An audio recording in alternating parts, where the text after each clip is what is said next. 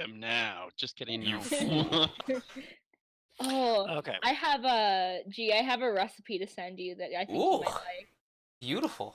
I will look at that after the game. If I was ever forced to be the DM, I'd put 30 beholders in one room and wish everyone luck. 30 beholders in God. one room, everyone's level 20. Go. Alright, well, So that's more fair. No, So, you're all level 1. Have fun. Oh, Alright. good. Let's give him ideas. well, I was just thinking that would be like your guys' worst nightmare because you're all spellcasters. Oh, yeah.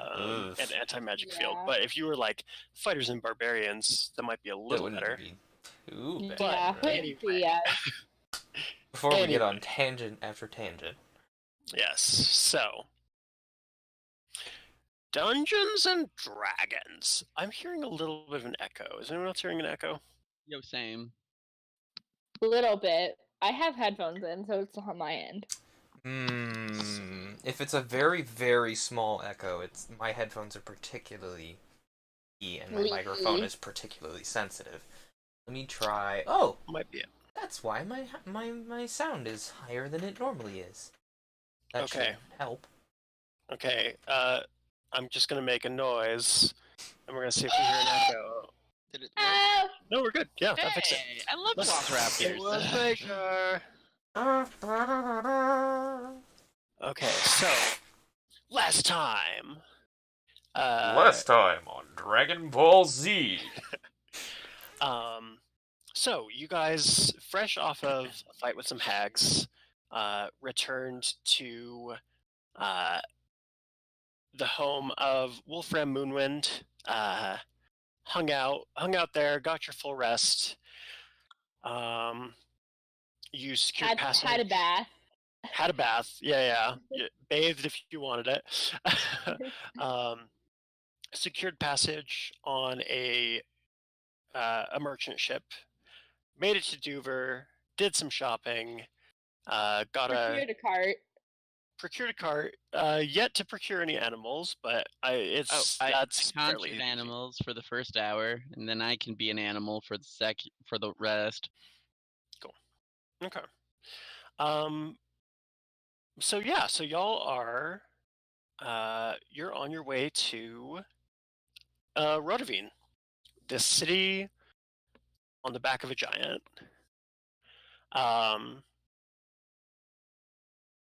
Endr's at the front of the wheel because she has vehicle proficiency.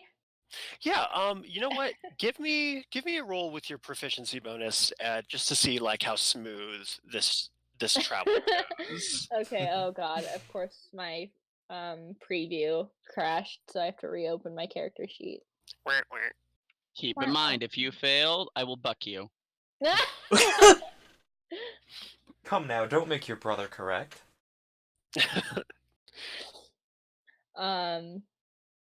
So my proficiency is +3, so Mhm. a fucking 20 +3, 23. It's smooth as silk. Okay, yeah, it's smooth, no potholes. I have driven carts to other towns for my dad. It's fine. I know what I'm doing. You Yeah. got my power. And actually, you're going so quick that you pass a lot of other carts who are like having trouble with the road, right? Like you make Gone. really good time. About let's see here. So about 8 hours go by. Which road do you guys take? The left or the right? Oh god. Let's flip a coin. Flipping a Of course, coin. the coin zoomed off into the ether. It's fine. we got heads. So Heads. Okay. Which one was head and which one was tails? We should I'm have gonna say heads done was right. Okay.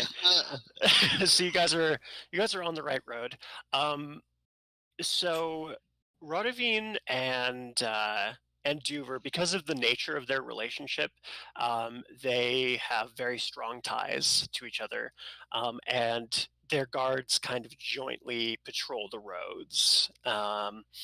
So there's not a lot of highwaymen and things like that, because they'll get like magically nuked down and shit. Oh. Bap. Yeah. All right. Cool. So about about 5 hours go by, and that's when you start to notice that the guard uniforms start to change from the colors of Duver to the colors of Rodavine. And Kyr'nes. I was about to say, as we notice it changing to Rodavine, can I like hide? Yeah, are you going to try to hide on the cart, or are you going to like disguise yourself, or what are you going to do? I'll try to hide on the cart for now. Okay. Go ahead and make a stealth check for me. Stealth check. Oh, I better- Did we cart or wagon, by the way? Both. It's a new invention called a quaggin. Quaggin. I love quaggins. Oh no, stealth God. rolls are dexterity. Yep. Oh no. Yep. 1d20 minus 1. Disguise Come on, self or dice. whatever? I learned you a new way of doing things. Please work properly. I'm sorry. I what was your rolled a 2 minus 1 is 1. I Oh, thought you had like God. disguise self and stuff for this. I do have sort of disguise thing. self, but I'm gonna need it in the city. question? So you. Good job. I'm definitely not a conspicuous lump under this blanket. Yeah, you. So you maybe like you opt to because you still want to see the road and stuff, right? Because this is like exciting and you just can't help yourself. So you try to bundle yourself up like an old granny and like sit up in the front next to Endr, but you're like your snout is like poking out of the blanket and you don't really realize it. Your tail like Bless. kind of thumps excitedly every once in a while, I guess. Bless. I love Like they know. So did you all know that horses can sigh? Because that's what's happening right now. As I'm walking, I hear him behind me. I'm just kind of like, Oh, would this be a valid thing? Can I use minor illusion, which is a cantrip, I think. Mhm. I use minor illusion to change my scale color. Is that allowed? Not on your whole body. Mm. If you wanted to do it for like your face, I would say you have to keep concentration on it. But I will allow you to do that. Okay, I'm I gonna almost wondered use if you minor had said that illusion you to would- try and I'm trying to guard my face such that it's bronze scales instead of white. Yeah, I'm absolutely. amazed that it's not a neon sign saying, "Look what we have here." Yeah, so that's at like the 5 hour mark, and you know, once you change your scale color, when your scales are white, the guards are being very, very like you feel like the way that they're looking at you makes you feel dirty, like really, really awful. Once you change to bronze scales, it's there's definitely a marked improvement. They still kind of give you some side eye, but they're not as there's not as much hate in it. You know, it's just more mistrust. Yeah, so that's about 5 hours in. Around the 8 hour mark, you Ender's butt is tired. yeah, no, From driving. yeah, it's a long drive, not a super comfortable wagon probably.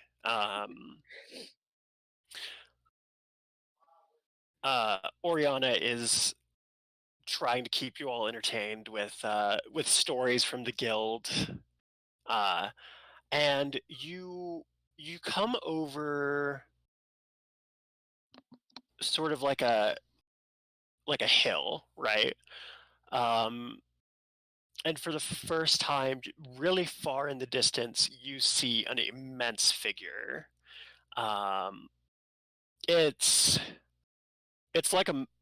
like nothing you've ever seen before, right? It is a man made of stone.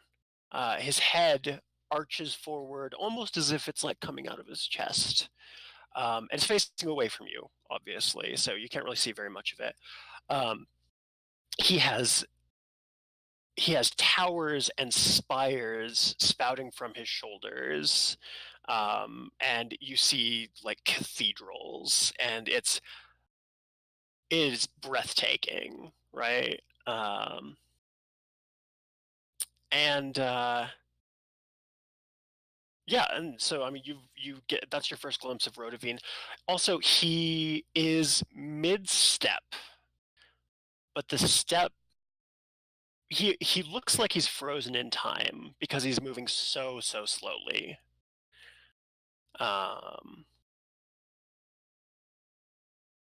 Yeah. As you continue down this road, Just If- real quick, before Yeah. for the last hour of our travel, I'm Mhm. using conjure animals so that I can go take a siesta in the back. Okay, yeah, absolutely. No problem. You get a short rest out of that. As you guys come down this hill, there you notice a covered wagon that is off to the side. There are a couple of Rodovine guards standing next to it, and they've stopped a figure with a hood. You can't really see. You can't tell too much about this person. But as you near, they hear your cart coming, and they kind of turn to you. And this man with the hood turns, and he is a white dragonborn. Oh boy. When you kind of get into earshot, they're having an argument, and he's kind of. Sorry, I had an idea. One Okay. moment.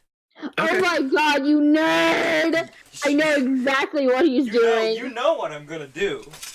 I know. I have my glasses on, it's fine. Oh my god, you nerd. Cute. I like it. I dig it. As soon as he stood up. Such nerd wow. Nice. So they're having an argument, and you overhear the Dragonborn saying, "There's nothing wrong with my goods. They're all legal. These are very important. I need to get them to the city." And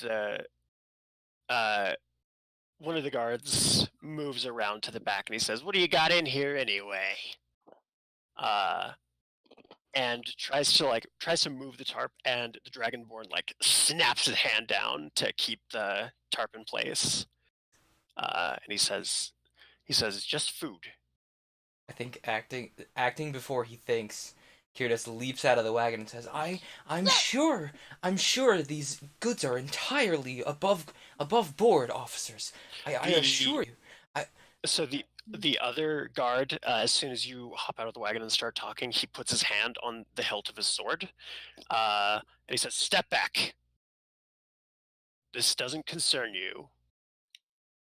Are you sure? It looks like you're giving this young Dragonborn a bit of trouble. Sure, we're not the same color scales or anything, because he's still got the bronze glamour on. We're not the same color, but this could be this is a kinsman of mine. I don't take kindly to your handling of this situation. Kinsman, you're not careful, you and your cousin are going to end up working the road. I feel like Kyr'nes is actively like working his jaw to try and not say anything stupid. I feel like Endr, even though she charisma is her worst stat, she's even though her background is folk hero, like terrible at talking to folks. Just, but she's just like, I feel like because she's like in front of the cart, she feels obligated to be like the one to step in. For sure. Hi, Hi, Grizzly. You better let us see the puppo. Hold on, let me see if I can get him in. Grizzly, hey, come here, bud. Oh, He's such a big boy. yeah, That are cute. This is my brother, Grizzly. Good Hi, baby. buddy. Hi, buddy. Good Papa. Cute. Hello. He just looks happy to be here. Yeah, he's cute. Good boy. I forgot my tags, so I'm trying to like rip through them super quick to put them in. Fair. I have yet to actually re-tag my stream. Oops. You have to do it every day, and it's really Every annoying. day. Every day. Every day. You can't just have a set of defined. I'm gonna have to. Nope. I'm writing something Well- to do that. I'm writing something to do that right now. After I'm done with what I'm I mean, you working on, I'm gonna can. dig into the Twitch idea. API and do it myself. Yeah. Well, right, but you I might want to apologize do for- it every. You may want to do it every day, depending on what you're playing and doing. Oh, fair. I don't know. But I'm definitely gonna like very carefully nothing like sudden, but just very, very slowly like get off the cart and like walk over to Kyr'nes, kind of like put her hand like on his arm because she's 5'2", she ain't gonna be able to reach up to a 6-foot shoulder Right. like with any form of comfortableness. So she just kind of like goes like this and just be like, and of course like these are still like common folks, even though they're like guards of this town. Mhm. I feel like question mark, can I have advantage because folk hero? She's good with getting along with like common folk. Yeah, sure. Um, What are you trying to do? I essentially want to say like, listen, I'm sorry about my friend here. He's a bit quick to talk before he thinks. He doesn't mean to cause any trouble, but this other Dragonborn, he doesn't seem like he's about to cause any trouble. Just, I don't see why there's not any reason why you should let him pass. Okay, go ahead and roll persuasion. I have a +1 to persuasion, but I get advantage on this because folk here. Yep. So that was a 13 total. I'm definitely gonna take that 19. Okay, yeah. So you're used to dealing with guards and you know your humble demeanor kind of calms them a little bit. He takes his hand off the hilt of his sword and says, he says, "You make the drop and then you leave. White Dragonborn are not permitted within Rodavine." Kyr'nes' internal monologue is just currently like, no, Like bad, like the Kill Bill siren. Just bree, bree, bree, bree. He, the Dragonborn says, "As you wish. I'll leave it at the gate." And they, the other guard looks pointedly at you, Kyr'nes, and says, "Don't you cause any trouble." I'm not aiming to. They move up the road past you, back on their patrol. The White Dragonborn turns and he says, "Thank you. You did not have to do that, and frankly, most people around here wouldn't." Oh, but I did have to. And he kind of glances to make sure there's not like anyone who can see. Yeah, you're good. Pulls off his hood. Down comes the minor illusion. I had to. Oh, it's Dragonborn. Well, this is unexpected. We've not met. No, we haven't. that's part of why I'm here. I have a question for you, Kyr'nes. Who gave you your name? I think that's all Kyr'nes remembers from his actual mom and actual clutch, so to speak. Okay. Well, the man introduces himself to you, and he says, My name is Azelle. It's good to meet you, Azelle. My name is Kyr'nes. And he looks at you and he kind of tilts his head, and he says, I'm sorry, I must have misheard you. Your name is... What is your name? My name is Kyr'nes, son of Feroce. Well, Kyr'nes will do. Interesting. Well, Kyr'nes, it's not safe for you to go into Rodavine. A minor glamour like that will not be enough to keep you safe. I've got a few more tricks up my sleeve. I'm just saving them. Looks like I'm gonna need them.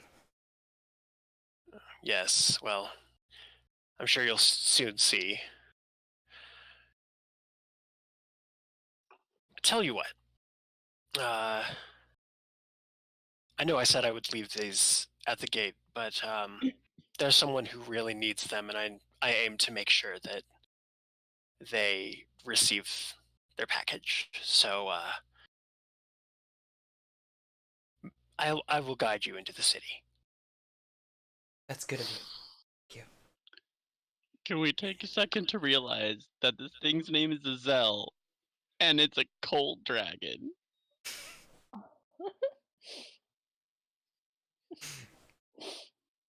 As in Menzel?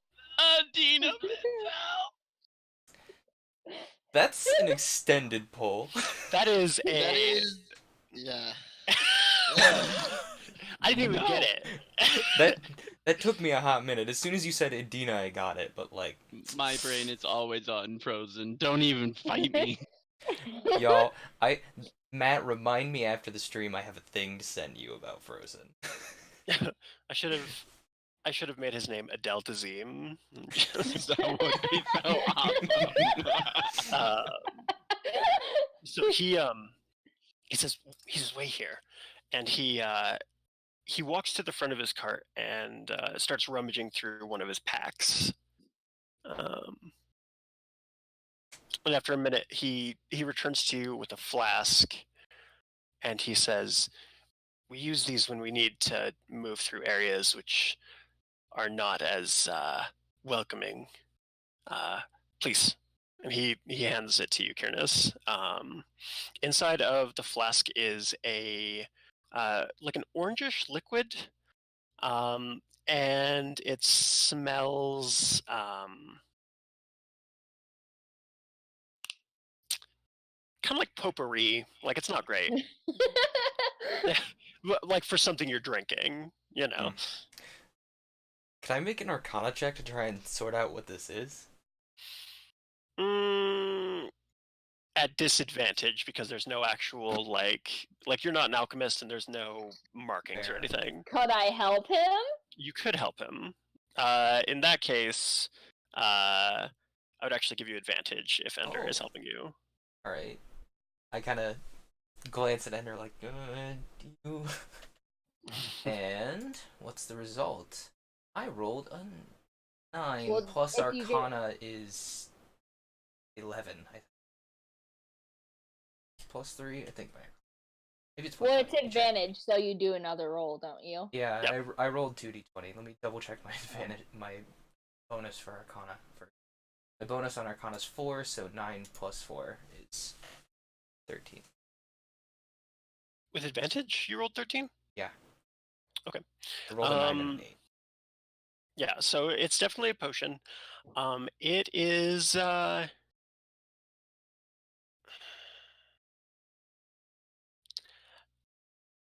it is a transformative potion. That's what you're able to get from it. Okay. I Um, and he stands and looks at you expectantly. Rodavine is right there. Bottoms up, I guess. Hmm. Off the potion. Yeah. And it's actually a fairly large flask. You estimate that when it's full, which it is, it has probably like 8 servings. Okay. Yeah. Um, your stomach feels a little funky after you drink it, and sort of a ripple goes through you, and everyone else watches as Kyr'nes's head shrinks to like a more humanoid proportion, and his scales soften to human skin.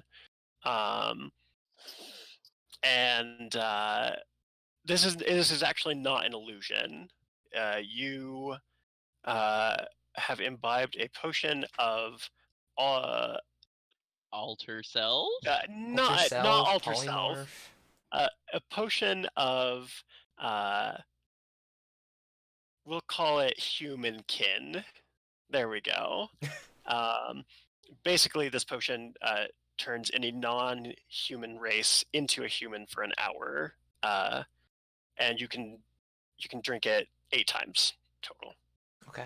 So I have So 7 now charges on that. Now it's down to 7 charges. Yes. And just for fun, we'll say that your altered human form looks like your illusory human form. Yeah. He says, I was worried I grabbed the wrong one. That definitely could have gone poorly if you had. And he takes a hip flask that he has, and he takes a swig of it and turns into a like a brawny looking human in a robe, and he says, now, it is very important that you don't divulge any sort of draconic lineage to anyone. And that's not his voice. And you're going to see some things on the way into Rodavine, and we're working to fix these things, but it is better to not act brashly. You understand? I'll do my best. No promises. Very well. Follow me. He climbs up onto his wagon. Gives a little. And his horses start moving. Can I get a perception check from everybody? what is my modifier for perception? Perception's- I think it's wisdom. Yeah. My perception. Oh, see, like my perception for my character that I have in my family game is like a +6 or 7. So I was just like, oh yeah, this shit's happening. All this is happening, and then I'm Yeah. going back to Endr now, and it's just like +2. So I'm like, Oh, I have a +6 and I got a 10. I rolled a 16. 1. Well, oh, we're God. not seeing a lot of Okay. things because I rolled a 2. I guess I have allergies and my eyes are like leaking or something. You're not used to the plants of like in the area around Rodavine, so like the pollen it's killer. Yeah, technically I only have like one working rolled a eye, so that makes sense. I'm taking a siesta. I rolled a 16 total. Okay. As So usual, Ender's the only one who knows what's going on. so Well, she was the one and- driving, so. Endr and Zogle. So Zogle, you notice a smell. And it's kind of familiar to you. It's like the smell of a decaying animal. And Endr, you notice I'm worried. the back flap of the cart in front of you has flies kind of swarming around it. Like not So, like an inordinate amount of flies, but it has like they're drawn to it. oh wait, so the Dragonborn's cart or Yes. mm, Did you take us back to the Druid Cove? It smells like gator jaw out there. Ugh, goodness. I don't know what you guys are talking about. I don't smell anything. Clearly is not used to having a human nose. That would do it. Oh, you look exactly the same. Sorry, I don't pay much attention. Hey. Nice. Well, it seems to be working then. So you follow this Dragonborn. It probably like another hour. Hello? Thank you. Oh my goodness. Dessert. nice. Did you bring enough for the entire class? Yeah, come get it. Okay, I'm on my way. It'll be, what, 4 hours? 3. You so you follow this Dragonborn. Fine, he can talk in the car. You can. You follow this Dragonborn for about another hour, and you see, you pass guards, and now that you're disguised, they don't even look twice at you. You see a like a chain gang ahead of you. It is a bunch of people, all chained together by the ankle. They have picks, they have bricks, they have various things for laying down a road. Up to this point, the road has been very well made, but beyond where they're working, it's like a dirt road. Basically, every time the giant takes a step, they have to build more road to it. Yeah, that makes sense. And this chain gang of people is a series of emaciated-looking Dragonborn of the white variety. I think Kyr'nes clearly is trying to exercise restraint, but he definitely has a tight grip on the staff of dragon yelliness. Yeah, Name escapes and me. Dragon yelling. I like it. Yeah. And the staff is talking to you, and it says, "If these were red Dragonborn, they would never have allowed this to happen." Okay, calm down.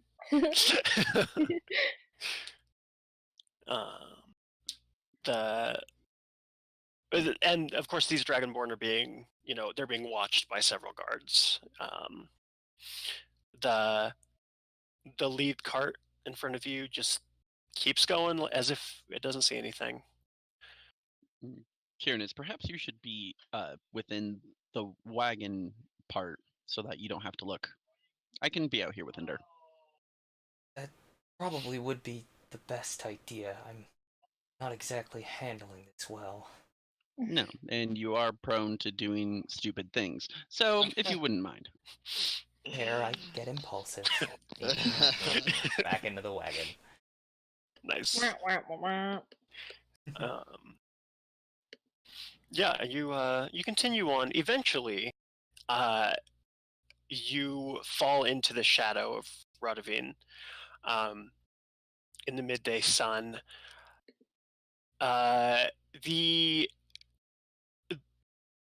So because of the nature of the city, they have to have a way to elevate people, and they have an elevator, a lift, which is big enough to move like large wagons and things like that. There are like gnomish engineers who are kind of looking over the wagons and helping people load and stuff like that. As you approach a an elven man walks forward with some papers, and he says, "Hello, welcome to the fine city of Rodavine. What is your purpose in the city?" This is our purpose in the city. We were just from within the wagon. Kyr'nes is not going to move. But as far as I was aware, we were supposed to escort the wagon in front of us. It had some sort of cargo. It wasn't entirely clear on the, manifest for the job we were given, but all we were told was to act as an escort. He looks at the cart, and then he like makes eye contact with Endr. He says, "You're with that cart?" "Yes, yes, right this way." Yeah, Endr just nods and like gives her like cheery little smile. Yeah. Like, I'm Nothing gripping but myself here, a little officer. harder. I'm like, all right, well, yeah. And he helps you onto the lift. There's actually twin lifts. The other one is on the other road, which is probably like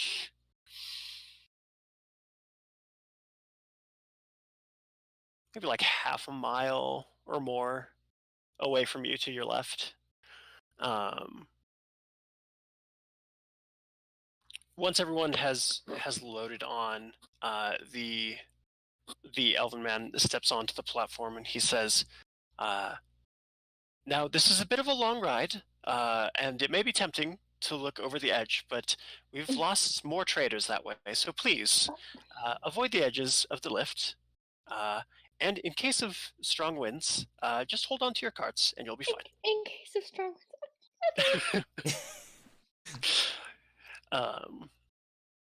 The one of the gnomes yells out and he says, "Fire it up!"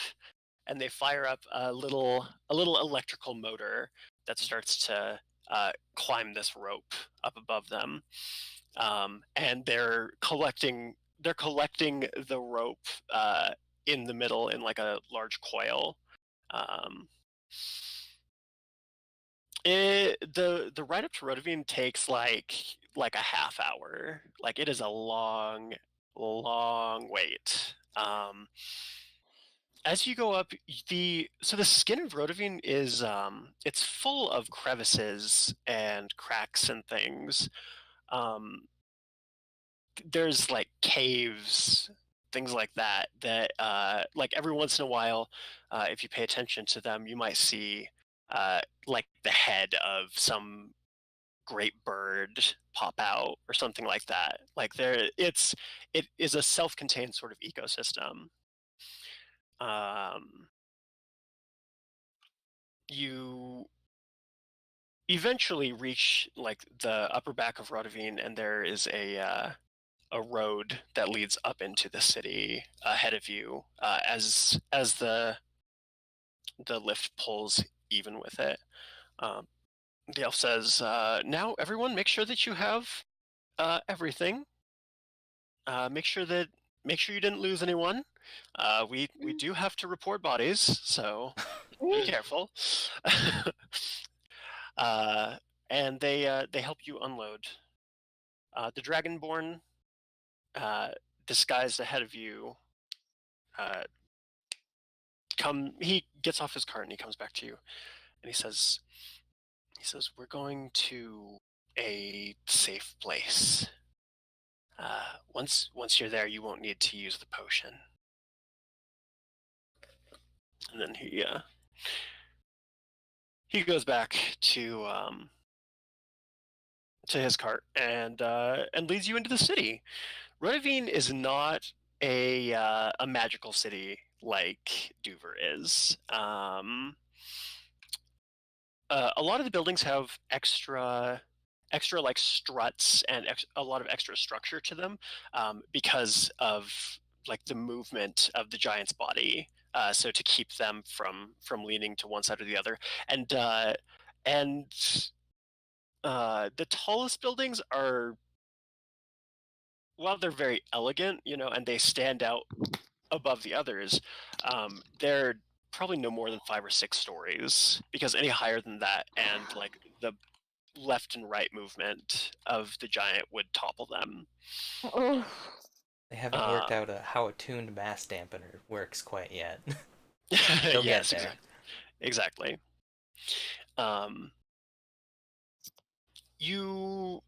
As you travel through the city, it's pretty diverse. You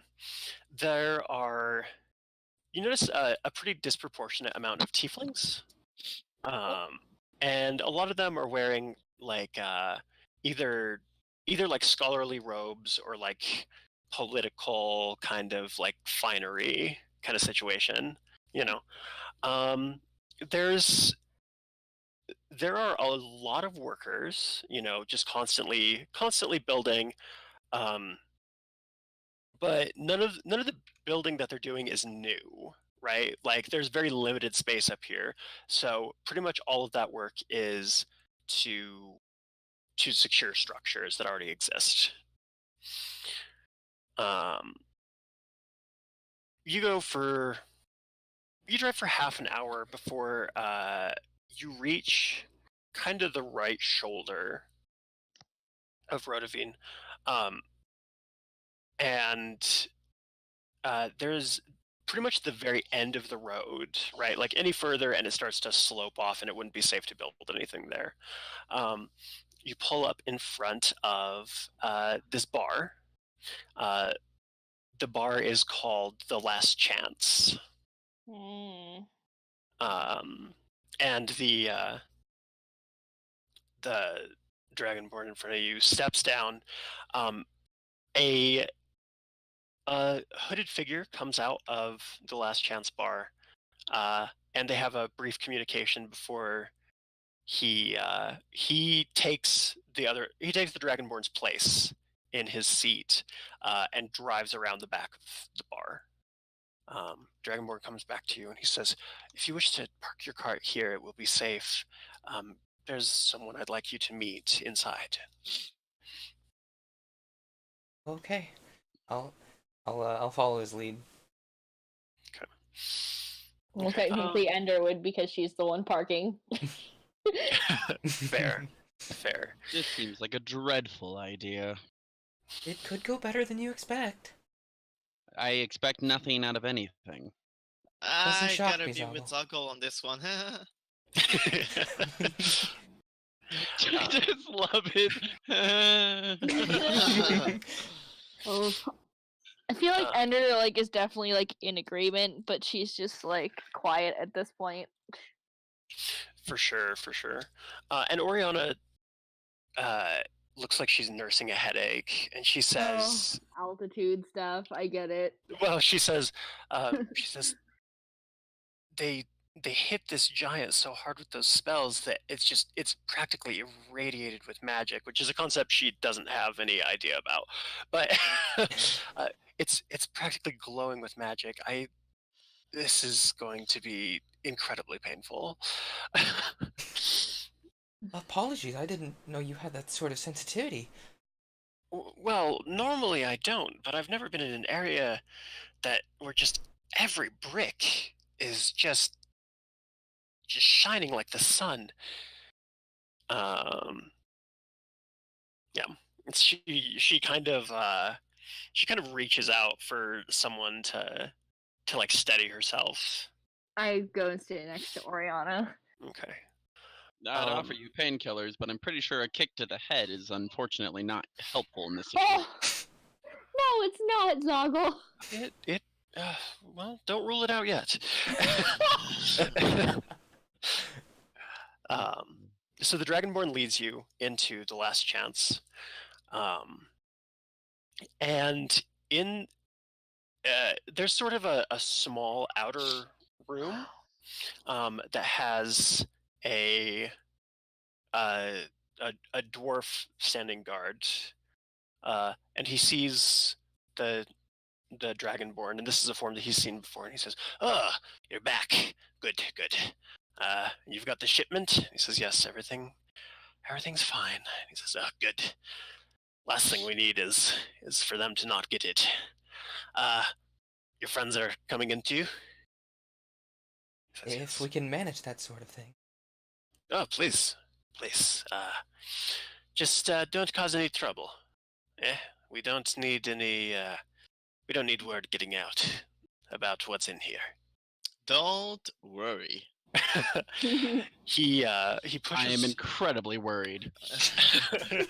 Endr too is incredibly worried, and she's like, her grip on Oriana's arm just tightens just a little bit, just like. Yeah. He pushes open the door, and suddenly you hear pretty loud music, and you hear the sound of like lots of chatter, and it almost seems like maybe there's a spell on the door to keep the noise inside while it's closed. As you enter, there's a few other races, but the primary like most of the people inside of the Last Chance are White Dragonborn. Kyr'nes immediately takes down his hood upon like processing this. He's like, "Oh, okay." Yeah, yeah, and I'd say your disguise is probably run out by now. They turn and look at you, and there's a new situation. Whereas before Kyr'nes was the one on the outside, everyone who's not a White Dragonborn, you feel eyes descend upon you, and they're like in a non-trusting way. I think, does Kyr'nes pick up on that? Perception Yeah, check? you probably would. Like I mean, not even a perception check. Like everyone in the room turns and looks at you guys. But no one's really making eye contact with you. Like you're not the person they're worried about. I Just do assure this. you, these folks are all right. Don't worry. I wouldn't want to bring something down on you all. Something down on you all. I'm counting pillars to make sure how many I need to knock down to knock down the entire roof. Zogle, you're not helping. Huh? What? Sorry, my apologies. Azelle kind of steps to you, Kyr'nes, and he says, "Don't worry about them. They won't cause any trouble. They can't afford it." Fair enough. He leads you in to the room, and he finds you a table. He kind of chases off a curmudgeonly looking tiefling, like an old tiefling woman who who's kind of oh you Dragonborn, you think you're so good. And You she chose the wrong bar, lady. she moves, and he says, I will be right back with my friend. And he walks behind the bar like he owns the place. Maybe he owns the place. Yeah, I was like, it wouldn't shock me if this dude did in fact own the place.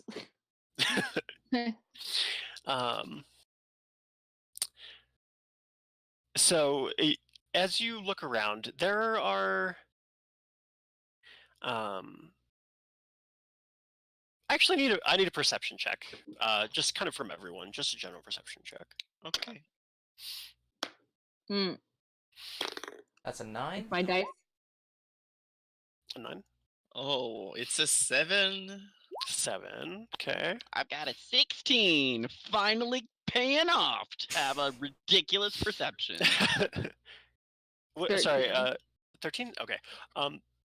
Zogle, you actually see some familiar faces across the bar.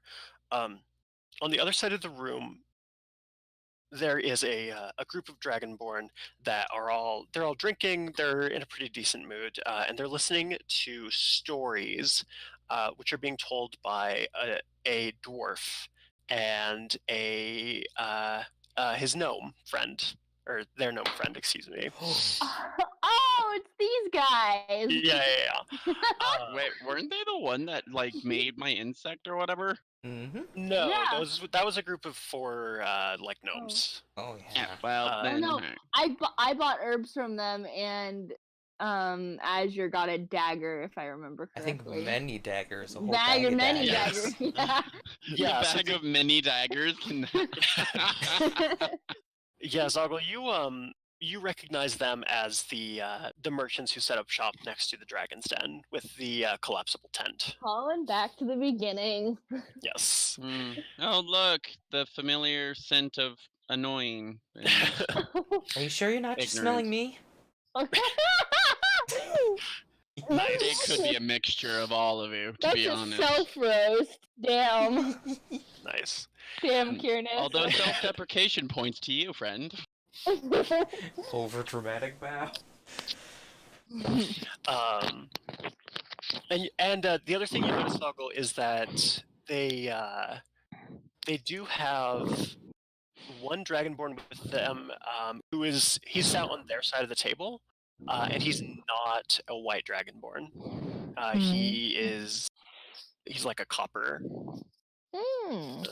Yeah. Hello? Is someone breathing really wait, hard? no, Oh, your mic, Somehow Razz. you're not Moroku. That might have been mine, sorry. Oh, okay, you're fine. I was like, what is happening? It's Marv, buddy. Oh, jeez. Sorry, I'm trying to If like this be becomes comfy an- on my stomach. If this turns into an ASMR stream, I'm out. I'm leaving. Oh, gosh. You're the one that's streaming. Yeah. So, so a few minutes go by and you haven't seen your Dragonborn yet. Another kind of like a smaller Dragonborn comes by. She almost looks like maybe she's clearly an adult, but she looks like maybe she has some kind of a like an issue with her like growth development.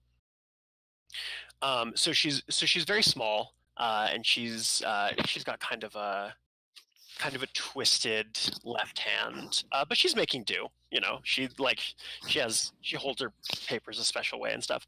And she says, we haven't seen you around here before. Can I get you a drink? Is there anything? She's kind of looking at you, Kyr'nes. She says, what's your fancy? I toss her a wink and I say, I'm not one to drink, but I have seen a few things that catch my interest. Damn! Oh. Okay, Kyr'nes! Nice. Looking at this waitress, is that do you Your still mic call them a again. waitress if they are not? You know what? That's speciest. Anyway, are all of these white dragons like not the most medically taken care of? Like, are they kind of sick and or just not well nourished? So she is the only one who has like an obvious like is obviously living with a disability, right? But the other Dragonborn around the bar, they do look kind of sickly. Kind of very thin. You know, a lot of them have scars, things like that.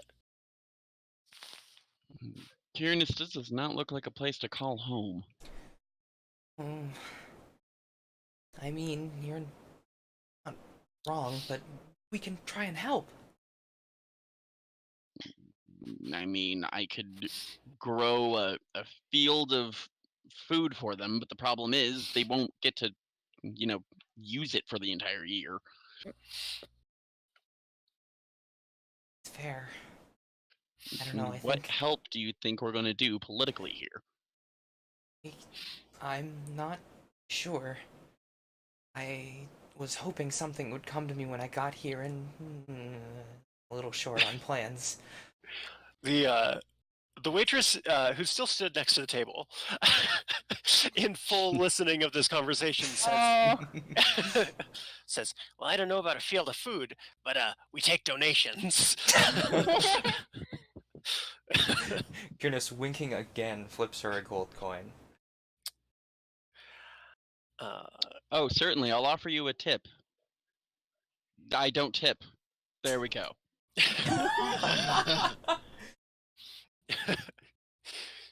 She says, "Hey, your loss. It's good beer."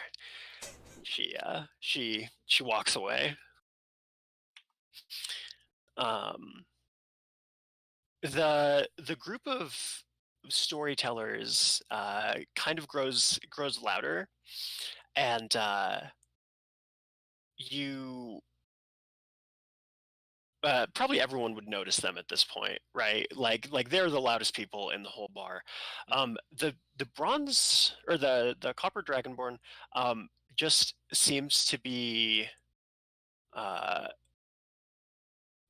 sat just like intently staring at whoever talks in the circle, right? And eventually the dwarf, whose name you may remember is Balzor, and the gnome is Spen. Ben, I forgot that's what his name was. Balzor eventually he says, "Oh, now what happened next? Do you?" And he looks at Spen, and Spen kind of he's a little worse for wear as far as drink. And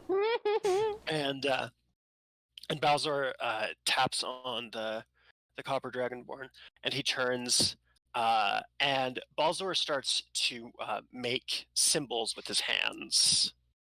And the dragonborn signs back to him. Kyr'nes, Death Dragonborn. can I get a perception check from you? Sure. Okay. Perception. A That's Death 17. Dragonborn. So you actually recognize some of the symbols because he's essentially making draconic letters with his hands. That's clever. Yeah. And you, Kyr'nes, actually have encountered this dragonborn before. In the village, when you were leaving to go and deal with Jas, he was actually stood at their shop, and you tried to say hello to him, and he did not respond to you. Oh. Yeah. I think now that I see him signing draconic letters, I walk over to the table. Mhm. And I kind of tap the copper dragonborn on the shoulder and fumblingly try and sign like hello. Yeah. He looks at you, and not knowing who you are is kind of struck that you even like recognize what he was doing, and you kind of fumble with one of the letters, and he to you and like shows you an easier configuration for your fingers to make that letter, kind of thing. Yeah. And he signs to you, and he says, "You're a long way from the Dragon's Den." You're certainly not wrong. Zogle's gonna look at him like having so many issues and be like, "You realize you know minor illusion, right?" That's a good point. Dum dum. Instead of trying to sign, taking Zogle's advice, double check. Yeah, I'm going to use minor illusion to like write in the air draconic letters, so to kind of like think subtitles. For sure. And he smiles and nods. This is such a pure interaction. And he says, what brings you to Rodavine? This is not exactly. He wouldn't use like superfluous words, right? Like he wouldn't say extra things. So he just says, what brings you here? This isn't a safe place. That's exactly why I'm here. Well, more or less. I'm also looking for some answers. And he says, answers come from questions. What are you looking for? Well, I'm trying to think of like how he would word this without Mm. like spilling the whole spiel. Mm. Well, let's just say I had some talkative family to beat around the bush, and I'm curious to see where I should have been.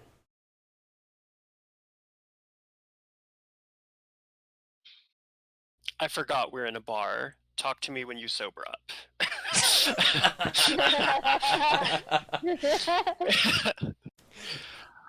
um, and as you have this illusory script, obviously it's like legible from across the room, and you hear a voice, a female voice, say,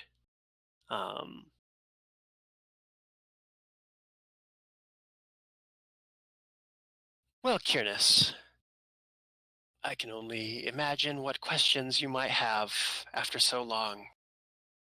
Come join us." And you turn, and there's a white dragonborn.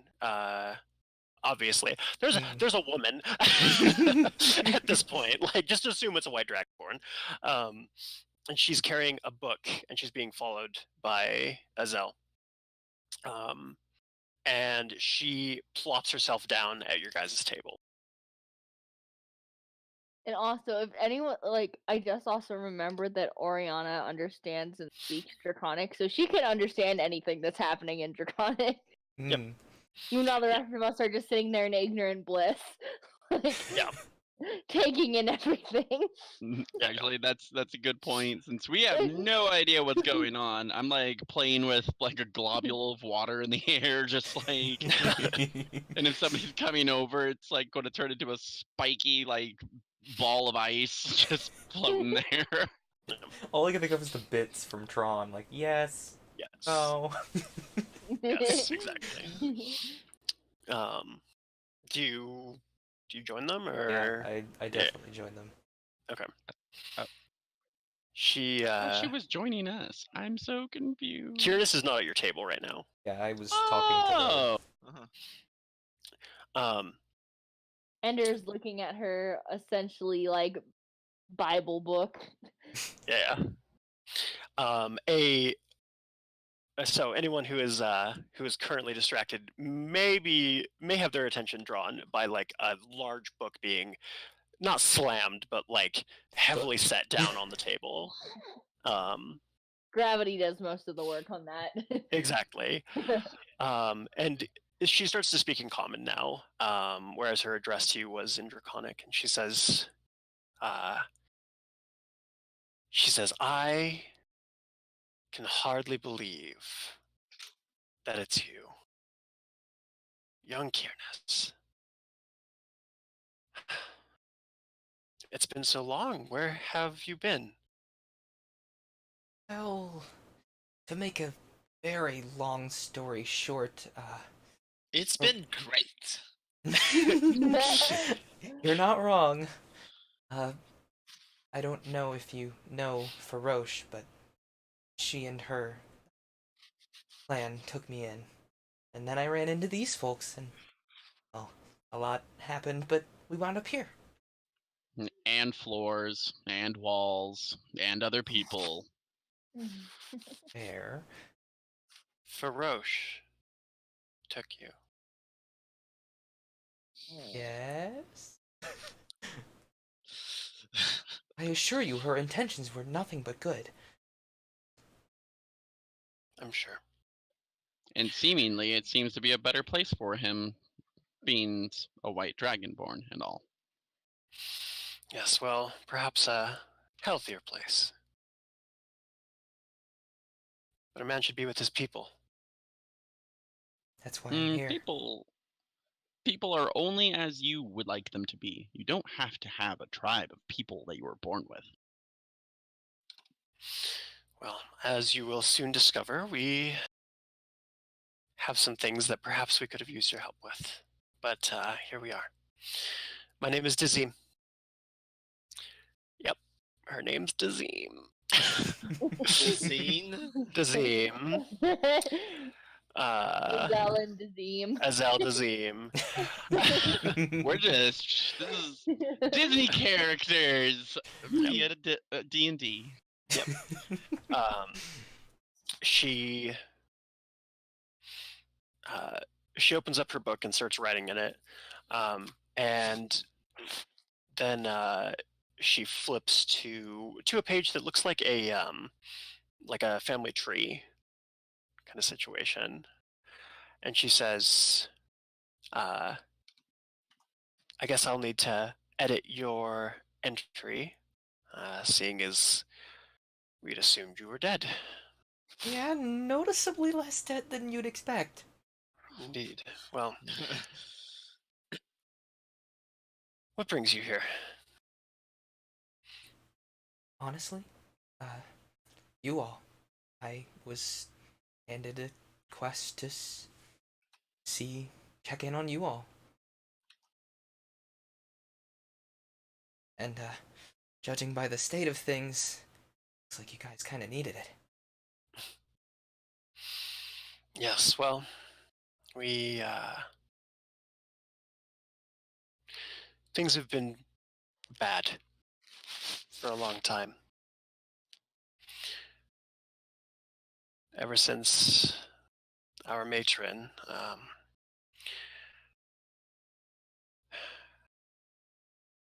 is no longer available.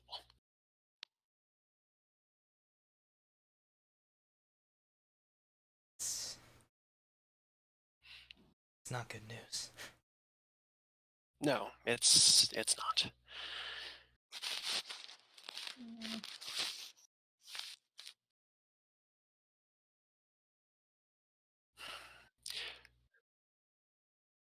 This is not the full tribe. This is an outpost. The others are inside of the creature. There's a cave system that we use.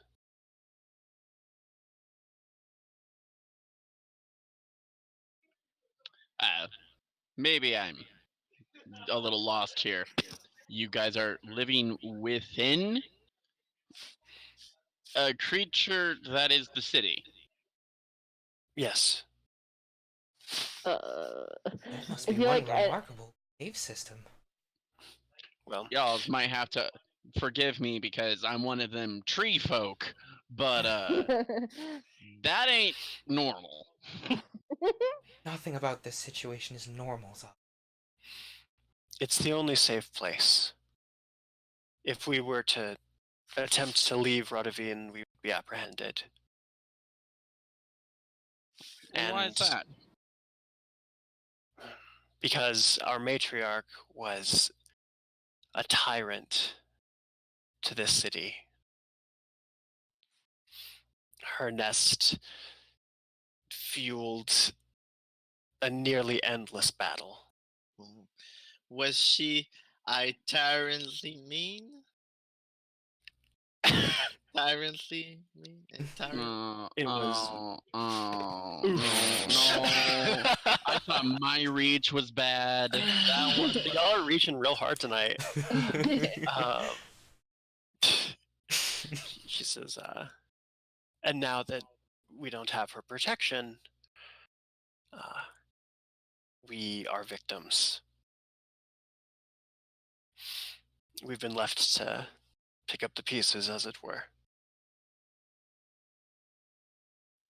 What is this political system?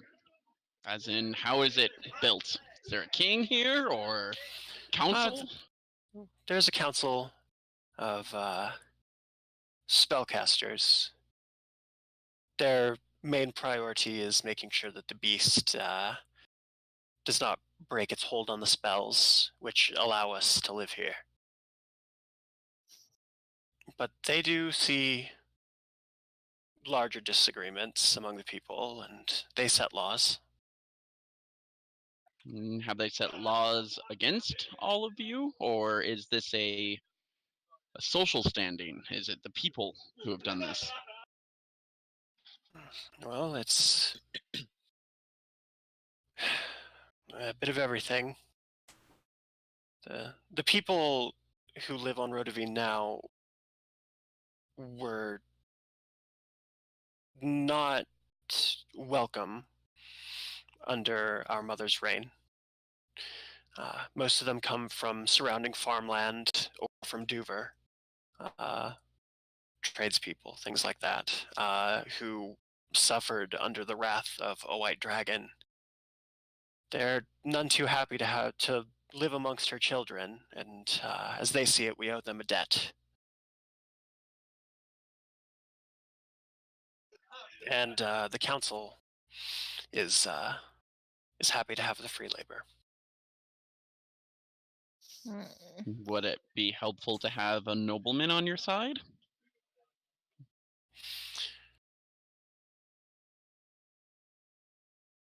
I don't know. I'm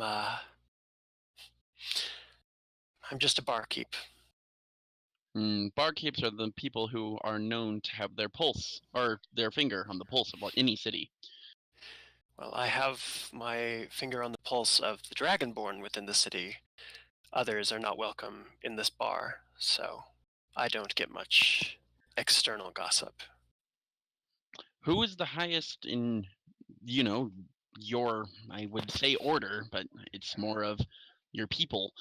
Who is the highest and most listened to in the city and between the White Dragonborn? There are two.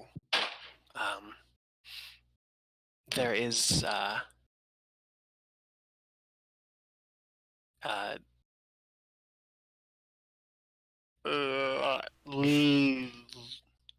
there's Lima. Yeah, go to hell! I'm trying really hard. Dragon names are hard. Dragon names are hard. Grab Disney Channel stuff. In fairness, it's an alright name. It's just the hesitation that I found funny. Oh, okay.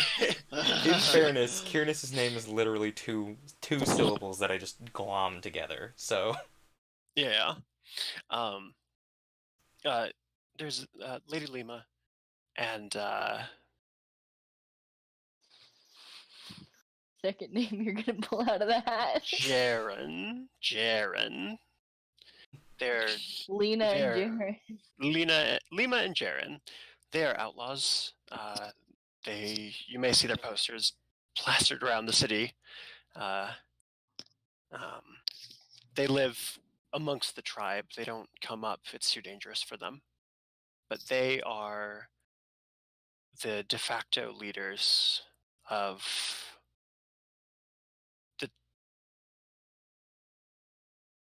the factions of Dragonborn in the city. And Lima what about believe- tieflings? Tieflings. Well, Yes. I see that they seem to be everywhere, and they can move around the city with no issue. And they seem to be friends with Yes. everybody. Yes, the most of the council is tieflings. They That's very uncommon.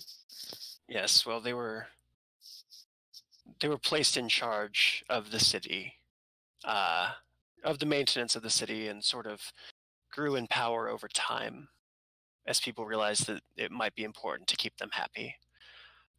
And as their power grew, the appeal for other tieflings to move into the city also grew.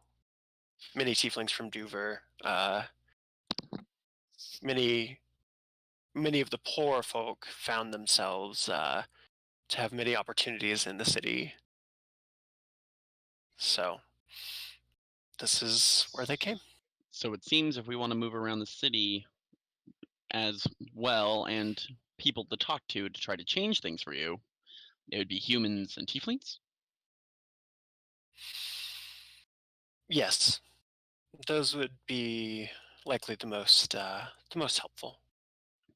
Kyr'nes, I obviously can't tell you how to do anything of your people, but it would seem to me that the best people to speak to would be your leaders in the underground, and perhaps we can see what we can do about the console. I was thinking something along the same line. It would be nice to see the rest of everyone, and it most likely would be the best move tactically to speak to them. As for the council, well, I'm going to have to exercise my deception, but they will be good to talk to as well.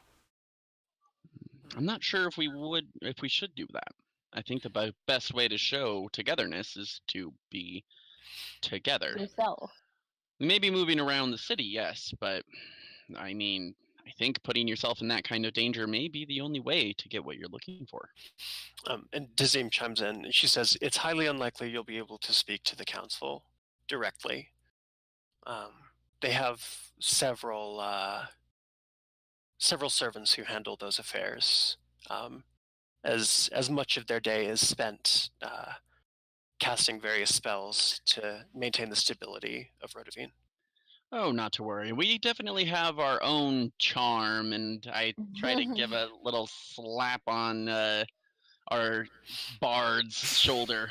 Yeah. We certainly I was have wondering ways where into that place. slap was going. I was like, Oh yeah, I wasn't. I for sure wasn't listening. I was just playing with my fingers and like looking on the ground. Like, oh, yeah. Nice. Oh, so charismatic. Azel says, the wagon is supplies. The tribe living underground. If you wish to meet them, you may join me. It's a bit of a perilous ride. I'm no stranger to peril. I can't watch these individuals be in pain anymore. Can you take me to your other food supplies? There's got to be farms that you have built. Unfortunately, there's no way for us to maintain a farm. Everything would be visible. It would be very easy for the guards to find us. What I would like you to do is find your best, not farm hands, but people who can gather, people who can even druid craft petals. I want you to bring them, as many people as you can, into this meeting. I think I can figure out a solution for all of us for the food end of things. The rest, I have no ability to help, nor do I want to be in the city any longer than I have to. Very well. My social amount that I can deal with all of you today is just about up. just like, we'll not get involved unless they're people in pain. Or suffering. No, not at all, Stoneface. He says, very well. If you want to grab a drink, have one, but we should really hurry. Hot water would be great. Okay, so you're all treated to, right? Take like an hour in the bar. They kind of tell you about the city. They tell you about. Is there anything specifically that you guys would want to know? Any information? So like they are not like it's not a magical city, but like are they like do they use it or it's mostly like lived with like barbarians and hunters and I mean, a lot of the people here are just like tradesmen. It's not like Dover at all, where it's Magic New York. Yeah, the thing about it is that they have easy access to Dover, so Rodovine isn't as appealing for spellcasters. Because if you're trying to do research, it's much easier to be near other spellcasters. So the ones that they have are very few and far between. Okay. So we're kind of the odd ones out of the bunch. Well, that's even better. Yeah. I'm gonna go to the tradespeople real quick and be like, hey, y'all sell random shit, or I guess more elegantly, as it's Zogle, y'all sell things. What are you looking for? Daggers. I need as many You have an pots entire as backpack full. possible.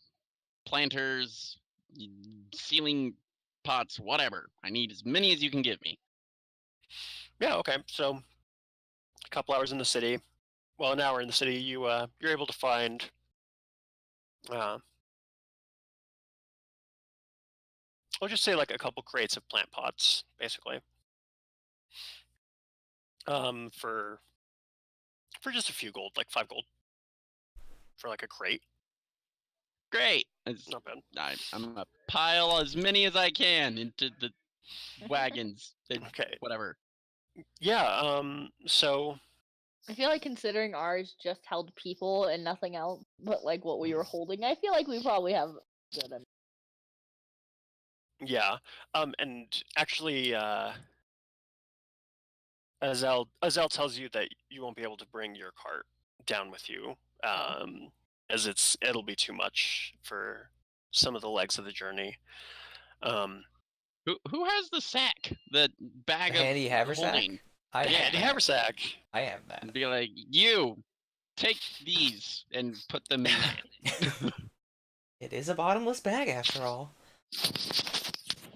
Yoink. Into the haversack they go. Nice. Okay. Cool. So this hour goes by. at one Azure, if you point- wanted daggers, you can have daggers. Like that's a Right? We're in a new city. Where's the daggers? And are the goblins, like our friends goblins, still? They're near, right? Oh, the gnome and the dwarf. The gnome Or, Yeah. yeah, they're around. They can sell you stuff if you need it. Okay. I'd like to meet with them. Okay. Okay. Yeah. Spen remembers you from before and says, "Oh, hell. It's been a while. What can we do for you?" I look at him in the eyes and I say, "Yeah, it's been a while. What have you been up to?" Oh, well, after everything that happened at the Dragon's Den, it's not a very good place for business anymore. So we just we took our friend here, and we thought we'd bring him to someone who might be able to help him, and that's why we're here. Oh, it's very dangerous outside, right? Well, not so much for me. I'm not a Dragonborn. Surprised. I look straight into his eyes. Okay. And I open my bag and I make him look at them and I'm like, 1 second, you guys. I'm so sorry. yeah.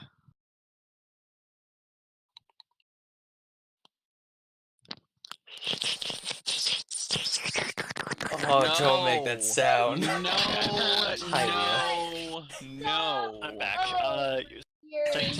No. Yeah, I open up my bag and I say, "You see all those daggers? Uh-huh. I haven't done anything with them yet. So Oh. I'm still looking for new daggers to buy. And you know who could protect you with those daggers? Who?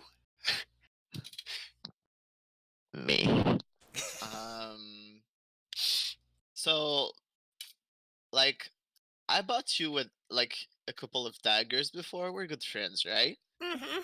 So, what about we make a deal? You give me a free dagger, and in exchange, I give you my eternal friendship and love. Okay. He And I'm like, I'm like kind of confused because it actually work. It actually work. Yeah, I mean, I'm pretty sure last time that you met this guy, you scared the shit out of him. Yeah. So kind of residual for that. He's just like, I'm not gonna mess with this guy. He just wants a dagger. He can have it. So he digs through his sack and gives you a decent dagger. Nothing too special, but Okay, good. Zogle's just gonna tilt his head and be looking at him the whole time, being like, "This is what you use your charm for. This your god's given ability to manipulate people. This is what you use it for." Exactly what he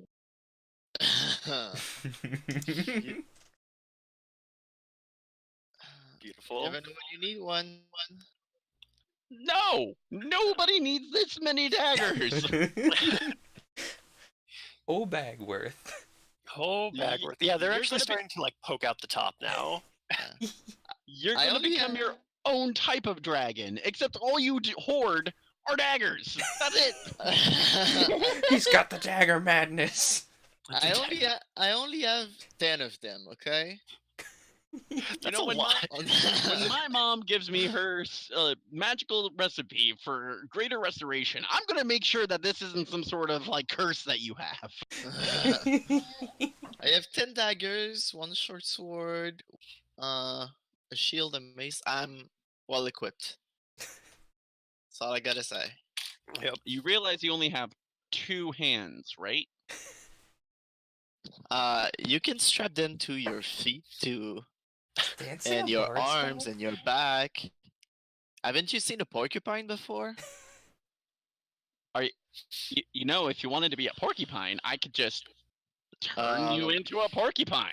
Never mind. Okay. Alright. Anything else you guys needed?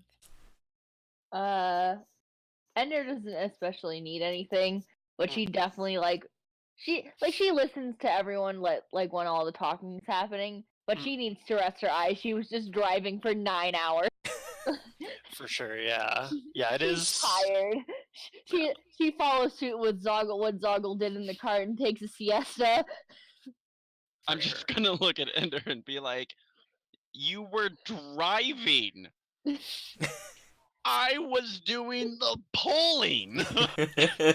Not, and like she kind of like opens an eye and she's like, "You weren't the entire time." You're right. I had to use magic to finish.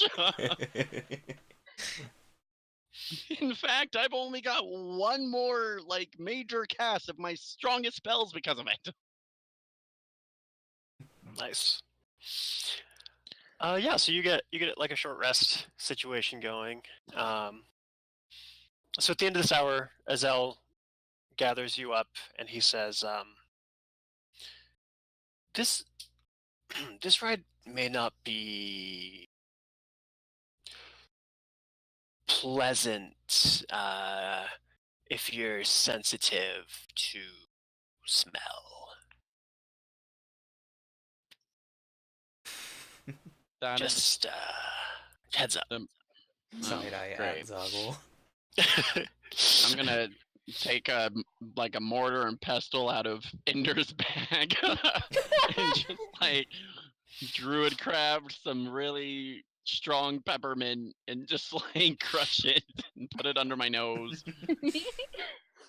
Nice.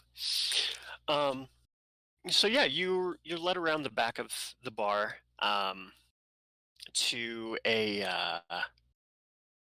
like a large grate kind of that is sticking out sideways that has a road, a kind of a precarious road around the shoulder to it.